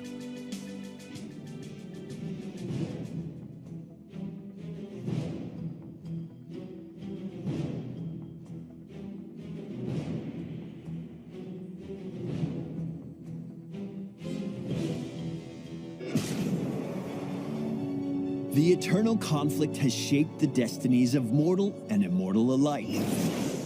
But perhaps none more than Malthael, the former Archangel of Wisdom. With the Primeval's defeat, humanity, being born of both angels and demons, became one of the last vestiges of demonic power. Using their souls as strength, Malthael became the aspect of death and vowed to eliminate demonic corruption wherever it took root, even within the Nexus. Malthael is a deadly melee assassin who shreds apart high-health foes by branding them with the Reaper's Mark. Each swing of Malthael's sickle applies Reaper's Mark to his enemy. Marked foes are automatically revealed and take damage over time. The damage is based on the target's maximum health, so the higher health they have, the more damage it deals. His Q ability, Soul Rip, only becomes available when Reaper's Mark is active on at least one target. When cast, Malthael drains the souls of nearby enemies, dealing damage and healing himself for a set amount. Ripping the soul of a hero also heals him by a percentage of his target's maximum health. Malthael's second ability, Wraith Strike, also can only be used when Reaper's Mark is active. In a flash, the Archangel of Death teleports through his enemy, dealing damage and refreshing his Reaper's Mark. Wraith Strike can be used from a distance as both a way to chase down enemies or as a clever form of escape. Malthael's final basic ability is Death Shroud. With a thrash of his wings, Malthael lets loose a wave of deathly energy that applies Reaper's Mark to any foe it contacts. Death Shroud moves slowly, so aim carefully or fire from a hidden location. Malthael's first heroic is Tormented Souls. When activated, Malthael gains a chunk of armor and emits a torrent of souls that continually apply Reaper's Mark to enemies near him, allowing him to make liberal use of his basic abilities. Looking for a way to assert yourself as the true aspect of death? Last Rites may be more your style. When cast, Last Rites acts as a death sentence, and after a couple of seconds deals a large amount of damage to an enemy. The total damage done is equal to half of the target's missing health and ignores armor entirely. Additionally, this is our first questing heroic in Heroes of the Storm. For every hero Malthael kills with Last Rites, its cooldown is permanently reduced until it reaches the minimum of 15 seconds.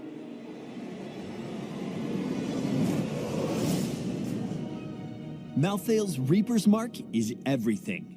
Spread your mark to deal damage quickly. Your marks can be a mobility tool with clever use of Wraith Strike, or just a way to stay alive when comboed with Soul Rip. While drafting, consider the fact that Malthael excels against frontline bruisers and tanks like Thrall, Sonya, and Arthas. Make sure to watch out for high mobility heroes like Vala and Tracer that can poke from a distance and shut down your marks. At level 1, Malthael can choose between 3 mobility talents. Consider how you can min-max these options to fit your playstyle and your team composition. Once the Black Harvest quest talent at level 4 completes, it permanently increases how long your Reaper's marks last. Even just a couple more seconds opens up a lot of flexibility for Malthael to make some powerful plays. Lastly, Malthael can pick up the No One Can Stop Death talent at level 20. After being the victim of a takedown, activate this talent to instantly revive at the Hall of Storms. With Malthael's arrival, death itself has descended upon the Nexus, and this time, no one will stop him.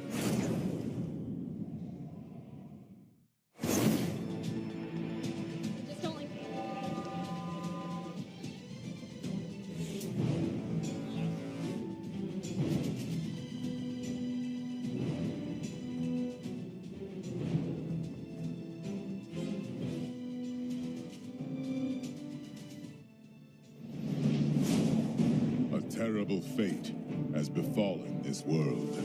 Evil runs rampant, uncontested. I can stand by no longer.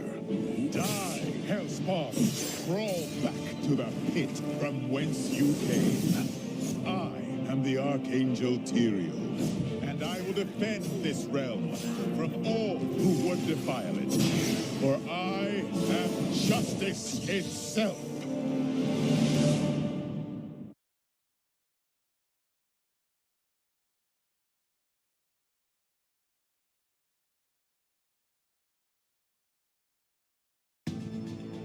Welcome back to the HGC here as we continue down this path of this best of 3 series. And 1-1 at the moment here between the reigning world champions Fnatic and Tempo Storm, arguably the challenger in this series, but they brought out a fantastic game number 1 against Fnatic. I'm joined by Grubby, we have Wolf, we have Skimmy here to round out this series in the end, because whichever way it goes, I think we never really expected to be in a... I'll be honest, I came in like, 2-0, let's go to the next round. Yeah. Absolutely not. This is all to play for. And now Tempo Storm needs to make a very tough decision. They need to either decide we have come here to play our own play, which is standard solid and will defeat Fnatic through a smart draft and good play, or if they feel a little bit more, oh, we need to do something special. I think they have 2 powerful choices. They can go to Tomb of the Spider Queen, which for me would say, Psalm, our hero, on Kerrigan, on Kel'Thuzad, will reign supreme and will triumph for us, or we can see them go to Brax's Holdout if they pick that map, and that would resemble the choice of we're not confident we can take them straight on. Yeah. Let's compare the support players that we do have from either of these teams, of course, with SMX going up against someone like June. SMX is a guy that stands out a lot on the roster. June kind of, sits in the back, does what he needs to do. What do you think about how these two stack up when it comes to the stats that we have here from the HGC finals? I feel like Smex has always been a more aggressive support player who somehow manages to survive more too. I feel like June can get caught many times, not out of his own fault, but because of over-aggressive play from Tempo Storm. So he plays his own defensive style to try to keep everybody healed up, but when his team goes too aggressive out of his range there, sometimes he gets caught. As I think it sounds like an oversimplification of those 2 support players, but Smex has always been the more storied player in terms of international events. Our battleground is ready to go for game number 3, so let's find out where we're heading. And it will be Tomb of the Spider Queen, chosen by Tempo Storm. That's the point I wanted to bring up before with Grubby. As a result of what you're saying, do you go for the standard, the style of execution? Are you here to play? Are you here to try and bring that cheese style that we've seen in the likes of Brax's Holdout? From game number 2 on Cursed Law, I think that the drafts were pretty balanced for the most most part. I feel like Tempo Storm had a draft which could have netted the win. It just came down to a mechanical difference, so to speak. Fnatic have that A-class, that World Championship flair about them. All right, it's time. Game number 3. Europe goes up against North America. We didn't think we'd get here, but Tempo Storm and Fnatic have pushed us all the way to the brink. Let's get into it. I feel like in the first 2 games, we saw defensive drafting out of Tempo Storm. We saw them ban away the Lure, not allowing that to be there with the Abathur, pulling in the Medivh to try to counter that composition. Game number 2, drafted against Globals, remove the Brightwing, remove the Falstad, pick up the Dahaka early. And I think, as Grubby says, this time they're taking this into their own hands in terms of kind of mechanical skill, how well they play on the map with their specific hero picks. Medivh's taken from them. That's a high priority. So the cool thing is, I totally expected Tempo to either go for one of these 2 maps. They go for Tomb, which shows a kind of confidence, and we'll do our meta, and we'll do our Psalm on our cool hero, Kerrigan, Kel'Thuzad. Medivh counters both of those. Yes. They're both about blow-up comps, one at the melee, one at the range. And another cool pick that Psalm has been doing is Medivh. Yep. This one shuts down 3 options of Tempo Storm right away. So now it cannot be about early pickoffs, mid-game pickoffs. Now Tempo has to win rotationally and team fight-wise. Yeah. And so with that, Fnatic really upped the stakes here for Tempo. Smart move. Garrosh and Sonya are going to be the response, though. Now, Garrosh, what we saw in game number 1 was completely different than I think what we're going to see here. Obviously, Garrosh, his Warlord's challenge, bringing everybody into the polybombs, not an option here, but can be strong against it can be defensive against strong dive assassins that pair well with Medivh, for example. So I think it's a safe pick overall. But Medivh overall is very good against someone like Garrosh. Yes, you take Medivh to counter Garrosh. Yes. I said 3 options were shut down. It's kind of like 4. Right. They still go the Garrosh route. But who do you need when Garrosh flips someone over his shoulders? You need a Force of Will and a portal. Medivh is already there. So let's see if Tempo Storm can deconstruct that. But so far, very smart by Fnatic. This is also a very, very strong map for Stitches. Obviously, you have your structures up for a long time through the early to early mid-game. And I think that this is a pick that we're not going to see in this rotation necessarily, but this is something that Tempo Storm will absolutely have to respect. Your Garrosh gets pulled, sure, he gets a lot of armor, but if he's over the wall, you're in big trouble. I like the idea that you're actually considering there, because you can see from what Tempo Storm have so far between this Garrosh and Sonya, they want to try and dictate that rotation from mid to top, mid to top. They're saying, look, instant. Well, there it is. I mean, it will not come to be. Not going to happen. I mean, especially when you have the Malfurion coming through here as well. You just deposit right on with your Gorge right onto the root, or you just follow up the hook with the root. So it seemed so obvious to Tempo Storm, and they remove it away. That makes sense. They already have 2 warriors. They banned one to begin with.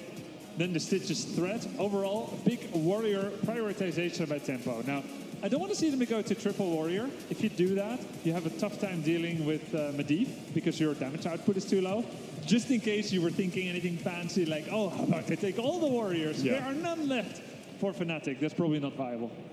I actually don't really personally like the Genji ban because you already have protection against burst. I'd rather see something like a Vala ban, to be honest, for more sustained damage against the shielding. If they ban the Uther here, for example, you could just see Vala Ariel picked up from Tempo Storm. It goes against their playstyle in a lot of ways, and you wouldn't expect them to necessarily pick it on this map, but we forget about the Vala Ariel sometimes. I think it's very strong in this situation in terms of sustain and wave clear. Exactly, the good wave clear. Yeah, I mean, exactly what I was thinking as well. You're going to be looking to try and be that strong 4-man rotation to bounce between. The Oriole promotes that idea. When everyone's stuck around in that one unit, you're going to find infinite value. If you do go for the Vala de Lunara, which typically you pair with that Oriole, you're going to have that slow, sustained damage, potentially even a multi-shot build. Yeah. And you're going to be spreading that across what Medivh is forced to content with. What do you guys think about Ariel Gul'dan? Portal invades are completely shut down by Horrify. Great energy generator. Not that much dive yet, besides that portal, which is easier to shut down with Horrify. I think it's a very strong option in terms of CC and sustained damage. I think the Vala is, going to be safer in terms of mobility. Especially when things go wrong or you don't have Horrify. We're talking about early game. With this Tastar Rhaegar here, it does feel like we're maybe leaning towards a flex pick now for Tempo Storm to, sort of wait and see what Fnatic has in store first. I like it. Rhaegar actually have to be picked up now. Just because he's so good on this map and in general, so good with Garrosh and Sonya. Now Fnatic, if they go for a dive comp, for example, Tyrael Genji, I really like their chances going up against Sonya Garrosh, who are bypassed a little bit more easily, and Rhaegar, who cannot save himself as much. That's why the Tassadar pick by Tempo is smart as well. Yeah, I can see why they picked up the Tesla, because they're realizing that, well, respecting more than anything, right, what Fnatic can do with those portals, jumping into the back line, destroying Rhaegar. He can't do much. He can't cleanse himself, nor can he ancestral himself. Tesla gives you that buffer, that EHP, so to speak, as he'll be looking to try and get himself out of harm's way. Tesla obviously so elusive himself with the dimensional shift, so shouldn't necessarily be caught out by the Medivh or what could have been otherwise with the entangling roots, but... And Tyrael with Holy Ground or Sanct protects the portal invade so that Mouth can step through and Twilight Dream. Yeah, you have a lot of opportunity, a lot of engage with that. It's going to be going back to familiarity here with the Anubarak, though. A very strong early game pick who can do a lot of damage. Early rotations are so important on this map. You can follow up his burrow charges, his impales with those roots. You have portals to give him longer range. So I think it's a pick that goes back towards Medivh, but I think it does sacrifice a lot once we get past that stage as you go to the later game. The Malthael as well, this is not a map where you have strong solo laning as a priority. I'm just interested now. One more hero. Will it be the Kerrigan? Will it be the Kel'Thuzad? Because the Anubarak is kind of to stop Kel'Thuzad. Kerrigan gets countered by Medivh, but Kerrigan and Garrosh bypass the Force of Will time. There is a potential for either one of those two cool heroes here for Psalm. I mean, you have so much CC if you do take the Kerrigan. You have the Sonya Spear. But, I mean, I'm not sold on it. I think we need range damage. They're going to do it. Oh, man. Okay. Well, it won them a lot of games in the group stage. And vengeance never looked this good. I feel like, you know, this is going to be the story we talked about going as far back as that opening week. Will they show the same style as they showed in opening week? Will Fnatic be ready? This feels familiar. It definitely does. The question that you kind of brought up at the very beginning is that, you know, Medivh is going to be able to counter a lot of that. I suppose the objective now is land 2 or 3 man combos? Yes. So much displacement, so many stuns. Can't heal everybody, or can't protect everybody. You know, if you hit everybody, you can just find that one target, blow them up, but there's not a lot of range damage. Until level 16. Sure. If you don't take the reabsorption, but you take the group protect, that would be a pretty good choice, but this is so cool. Solo Assassin Kerrigan. I mean, I'm very excited about this. And let's keep in mind that although Force of Will can protect a blow-up target, it is not a cleanse. They don't take damage, they still get displaced, they still get stunned, and that means follow-up stuns are in place. There is no cleanse. All right. If Tempo was going to do it with any draft, this is it. It's ready. Game number 3 on the way here. Fnatic and Tempo Storm go head-to-head. The winner will advance on to the round of 4. Let's head over to Gillian Dreadnought to bring us all the action. When they are down and out, Tempo Storm puts all their hopes in the Queen of Blades as they bring back Kerrigan. Psalm's Kerrigan averaged 8 kills per game in the 2 games that they played, so it is a power pick for them. And you gotta just, the amount of trust that Tempo Storm has put into Psalm in this tournament is insane. Every time their back is against the wall, they're like, you know what? You want to put on the backpack? Because we're ready to hop in, carry us to victory. We've got the Kerrigan yet again. Let's get into it. Game 3, the final game of this best of 3 between Europe and North America, Fnatic and Tempo Storm.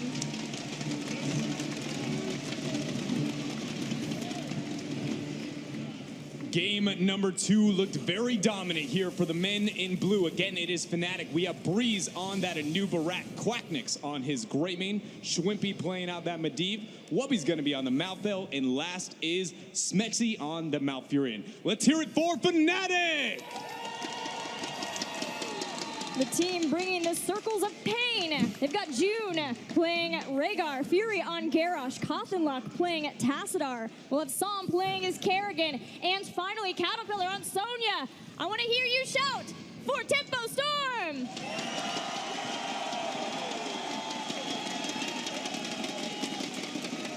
There are so many amazing just interactions between the compositions that both these teams have built. I just want to bring to highlight the Garrosh-Kerrigan synergy, the ability to be able to pull them in, flip them away, hit the rock stun with the Kerrigan. It is a very, pixel-perfect style of play, but Tempo Storm here, they've shown that they are well-versed in the Kerrigan, and I just want to see what are they going to really bring here, because this is it for them. And although Fnatic, who have Medivh, they first picked Medivh as a way of trying to counter whatever cheese or specially crafted strategy that Tempo Storm could bring in. Although they have that as a kind of counter for these pulls, the pulls can also come back to bite Fnatic for trying to take advantage of things like portals. You can pull them away from that and then get the kill before you can ever even get to the portal into safety. And another thing to bring up when looking at the playstyle trends of Fnatic in the past and here in the composition, we see Tempo Storm picking up with that Kerrigan is Fnatic's okay with not taking fights into the early game. They're okay with giving you, mid-tier advantages here and there as long as they know the future game plan. They know where the power strike, where the power play is, where they need to strike later on. And Kerrigan compositions are terrible into that playstyle. They are the biggest weakness is the team that is not willing to face check disrupt, not willing to match up into the laning situation as we see Fnatic doing here. There's the pull, the flip. Smexy in trouble, has the force of will with the portal and will get back. Woo! Just one of many potential scary points for Fnatic, but they get through the first. It's actually going to be amazing. You have so much just lack of ability to control your hero, so much crowd control there for Tempo Storm, and then Fnatic, you have the Medivh plays. They amazing, back and forth between the portals. I expect legitimately every team fight to just be hectic as all hell.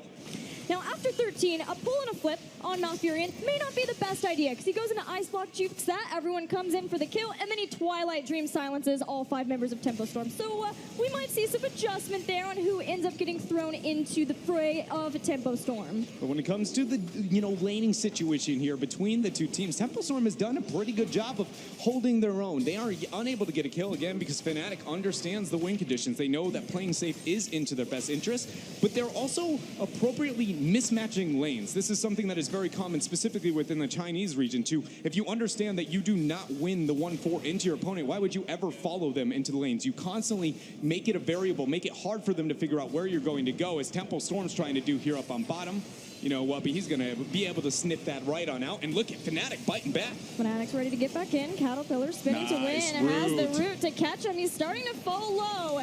With one final Arcane Rift, Tempo Storm still stays strong. No first blood in this game. We are neck in neck in this best of 3. So much is on the line here. There's no double elimination bracket. The winner of this game goes on and the loser goes home. And I have to bring to light here the Shattered Ground adjustment there for Sonya. Caterpillars on that. It's not something we see too much here and there. Rich has been willing to bust it out in certain situations, but into a Malthael laning mismatch where Sonya is going to be dominant. Hold up here. The root drop there up on top. Psalm goes for a combo. Breeze is able to get the impale there, and that is first blood over to Fnatic. Fnatic feeling good after being able to get that first blood. But as you're talking about, the Shattered Ground is something that has been being played more and more at this tournament. What are your thoughts on that?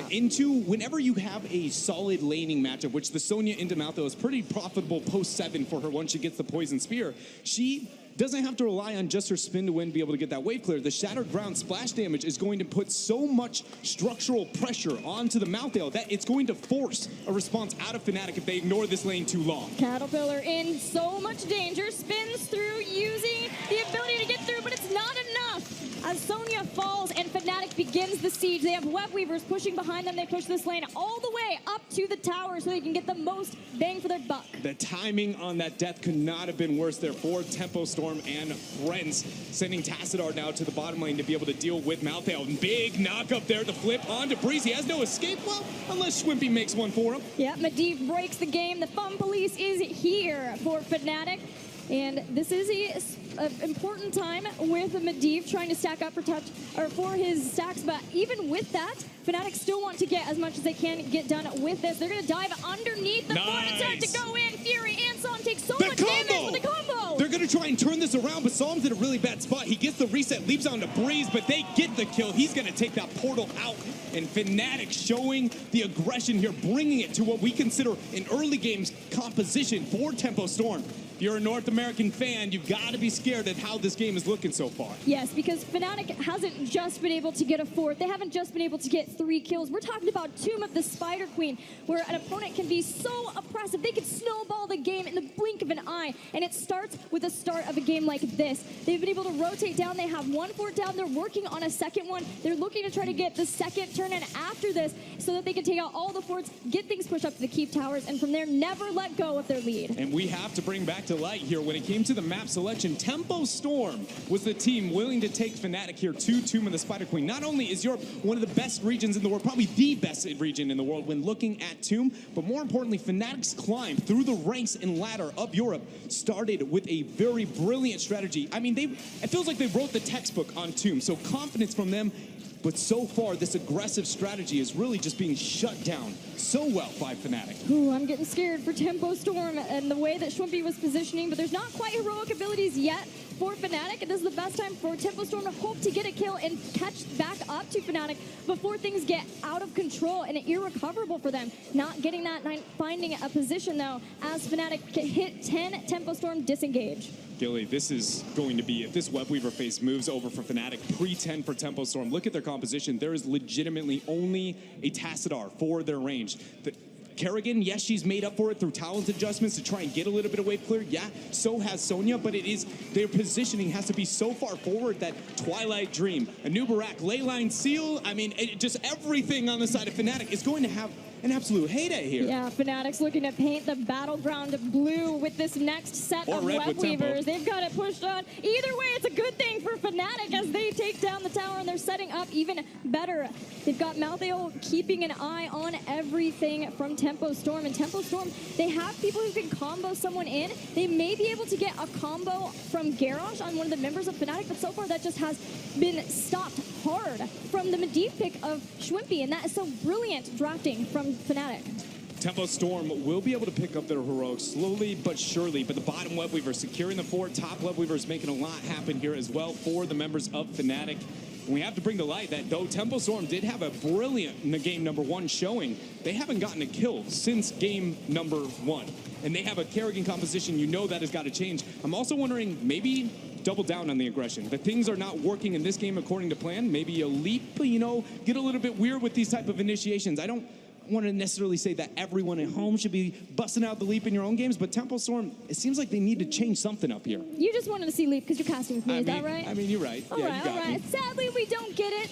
But maybe we're going to see a Force Launch, so figuring things out. No, it's Archon for Tassadar. Heroics are here, and Tempo Storm needs to go. This is the time. Fnatic are on the boss. They're not quite 13. Tempo Storm has to get something going right now. And even if we see Tempo Storm like attempt to be able to get a turn in for themselves here, it's just going to be wasted here on this top boss that Fnatic's able to pick up. They're goaltending not only one of those shrines, but they get the boss as well. Fnatic's taking everything here away from Tempo Storm. Yeah, Tempo didn't get that turn in, which means they don't have any relief from Fnatic in the way that they're pushing. The best they can do is just get back behind their wall before Schwimpy drops more than just the sprays on top of Tempo Storm. He's just trying to spray over top of the Tempo Storm spray there with the Fnatic spray.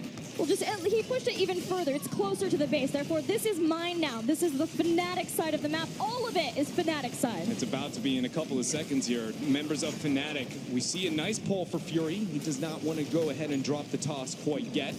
Boss already below 50% HP. Impale drops, Psalms at a bad spot. Wubby goes in. Tormented Souls is out. He's going to start stepping back on top of Tempo Storm. Twilight Dream as Smexy moves through the portal, but all of Tempo Storm are safe. Importantly for Fnatic, though, they take the keep. And they have Leyline Seal in case things get a little bit sketchy here on full retreat. I just want to bring to light the clever playmaking there for Fnatic. That was exactly what they wanted to do. Move past, zone Tempo Storm off the keep, and take the keep itself. Yes, it does cost maybe more heroics than we see into the later stages of the game, but at 9 minutes in, to be able to take that kind of keep over Tempo Storm, at this point, it feels like it's Fnatic's game to lose. Yeah, something that I noticed a lot from Fnatic in this latest part in League play is how good they are at just kind of like puffing out their chests and seeing, can we scare away our opponents just by feigning aggression, just sending certain people out, maybe forcing a heroic here and there, just purely out of the fear of Fnatic as a team, the Colossus that they are, the mid-season Brawl champions. Yeah, you know, to kind of bring it way back all the way to last Blizzcon, I'd say compare it to like Noblesse on Murden. He was so comfortable. He's just like, I don't have friends, I don't care. I'm going to scare you off of this point, make you think I have a whole squad sitting right behind me. And Fnatic does that perfectly here throughout this game, throughout most of the games we end up getting to see them play. June trying to drop this turn in, though, as we see Schwimpy doing what the Raven does best here. Pesty above, dropping sprays. Yeah, he gives the vision, and then Smexy has a Loon's Grace, so he has that extra range to more safely be able to drop that down to stall out, and they get the stall because of this. Tempo Storm still so fearful of Fnatic as a team, knowing that try to keep is gone. This is really terrifying for Tempo Storm positionally, but it doesn't seem like it's going to get any better by going back and hiding in the base. Yeah, you know, I'd like to say that I'm looking at later talent tiers and that maybe something comes online for the members of Tempo Storm, but it just doesn't. Yes, they do get stronger as the game goes on, but so do the members of Fnatic, sadly, here if you're a Tempo Storm fan. But they're doing a great job constantly keeping up this pressure as the catapults build on top. Psalm yet to move in here for a combo attempt. You go ahead. He's going to land it on top of two. Get the Maelstrom. Maelstrom, he's ready to go. They've got the double taunt. Hits a couple, but Leyline Seal will stop the aggression for now. Psalm moves forward while Fnatic moves out of the base. They have done enough. They've gotten the work up into the middle lane. They're going to transfer right on bottom. This is the dance, you know, the painting you were talking about. What Fnatic does so very well. It is so pretty. Their transitions here, and Tempo Storm is desperate. When they hurt the 13, I would like to see them trying all in, to be honest. They have yet to really force a major team fight, and it's not like this game, again, is getting any prettier for themselves. Yeah, Fnatic have brought down Tempo Storm to the bottom while Catapults are up in the top lane. Tempo Storm has taken damage, but 16's almost here. This is the point. This is the time before they get to the 16. Now it's the go time, and now the go time is stopped because 16 is here, but they might go anyway. Tempo Storm, it's taking catapult damage. Tempo Storm has negative wave clear at this point, it feels like. They have no way to deal with these minions, and Fnatic is putting them into that lose-lose scenario they do over and over again. Tempo seems fed up, though. They're going in. The time is up. The time is now. Psalm and Fury go in on top of Fnatic. They've got Wubby, though, with Tormented Souls, and Kerrigan is blown up. They get themselves Kerrigan. They find the Sonya immediately after 87% exists onto the core. But Fnatic, they're not going to aggress over quite yet. Lock down the bottom keep, and now it seems like they are done. They are ready to send Tempo Storm back home. They're sending him packing. The core is falling. Fnatic struggled in game one. They lost to North America. But despite their best efforts, Tempo Storm just doesn't have the defense here versus Fnatic. We're down to 20% and continuing to fall as Fnatic takes out Tempo Storm. Fnatic showing why they are one of the best teams, why they are your reigning champions. Game number one, things get a little bit weird for them. Maybe show signs of struggle, but then they just take a minute, recollect themselves, and go, boys, I mean, we know how to play this game. We know what we're doing here. Confidence displayed on Tempo Storm, not even letting them get a kill through all of game number 2, nor game number 3. Yeah, the biggest thing for Fnatic is to take that mental fortitude. Yes, a best of 3 is terrifying. We've heard about it so many times. But Fnatic knows they are the stronger team. They have been at the top of their region, at the top of the world for so long. They are one of the top contenders to be able to win the whole entire HGC finals. So being able to bring them back together, to have that rally cry, no doubtedly it was from Quacknix as their captain. That was a huge point for Fnatic and shows that they can continue on throughout this event. But also on the other side of the coin here, Tempo Storm, they are going home, but you know that they have got to be proud of this performance, having some of the greatest performance they have ever had at a global stage, not only for just them as a roster, but for North America as a whole. The backing was here, but in the end, we know Fnatic, they do what they do best, win the video game. Yeah, Fnatic will go on to the semifinals, and they will face the winner of the next match, which I'm so excited for because it's Ballistics versus Roll20. But for now, Fnatic get to take a breath, regroup, and watch the game, see who they'll be facing, and make their strategies. I think it's going to be, no matter who ends up facing Fnatic, just the name alone is going to be enough to kind of deter and scare them on out. Sadly, we find ourselves with only one North American team remaining, but I still am just so very impressed with Fnatic. I honestly was very scared after that first game. With this kind of crowd, with this kind of hype, you heard the USA chants. Were they going to be able to deal with that? And it seems like it was very easy for them to just go, no, not that big of a deal. And that truly is the mentality there of a champion kind of being displayed. Well, let's go check in with Kevin now and see what the mentality is from Fnatic. Thank you so much, JC. That's right. I'm here with Quacknix from Team Fnatic. Congratulations on what was probably a little harder fought match than you expected.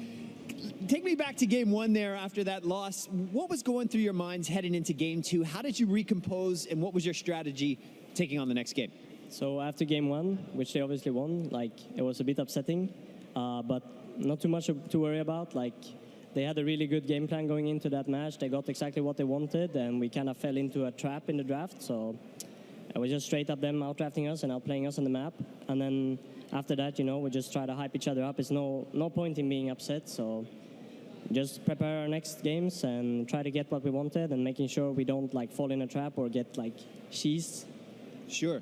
Well, I got a two-part question for you. Hope you're ready for it. As the reigning world champions coming out of the mid-season brawl, is there a lot of pressure on your shoulders to perform here at BlizzCon? And how do you, as a team, continue to strengthen your mentality and to improve your game over your opponents? I mean, obviously, it's a lot of pressure. We have high expectations on ourselves, as well as the fans have higher expectations on us. But we really just try to not see ourselves as the world champions, and we just, you know, go in here with a good mentality, saying that we should not underestimate anybody and just, you know, play our game, and hopefully it's enough. All right, so you have the evening off. You can take some rest and get ready for tomorrow. But I want to ask you, what is it like to be back on the BlizzCon stage in front of this incredible crowd? What does this mean to Team Fnatic? It feels amazing. It's the best feeling ever to look out in an ocean of people like this. Everybody's cheering for us. Everybody's cheering for Heroes Esport. And yeah, I'm just super glad to be back. Well, congratulations, Quacknix. Good luck tomorrow. I can't wait to see you. All the best. All right. Team Fnatic takes another win. Fantastic games. Let's head over to Kalaris for more information.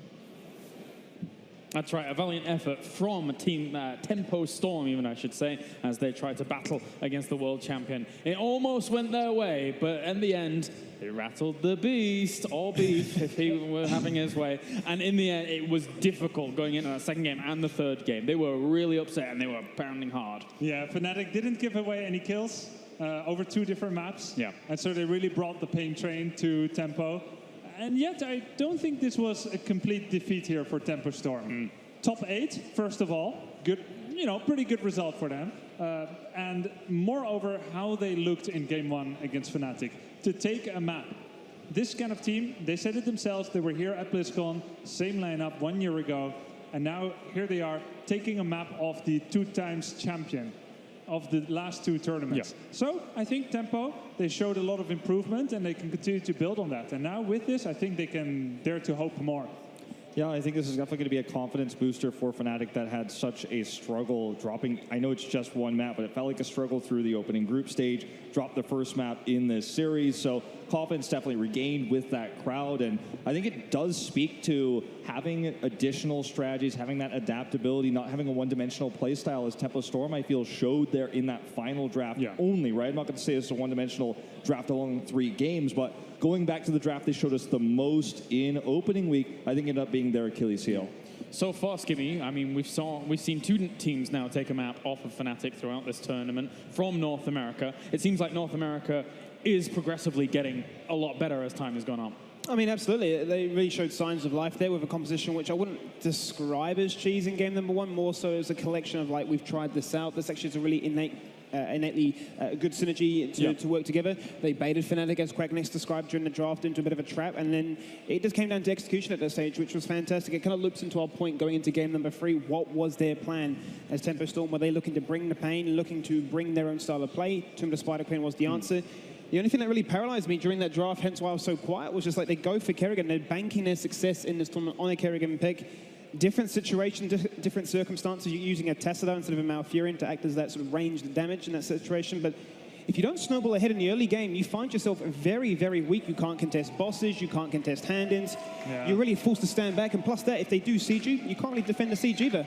Essentially, yeah, like you said, essentially, after level 9, the game was over, pretty much. Except if Fnatic, completely messes up. The cracks actually started appearing in Tempo Storm's armor from their very first ban.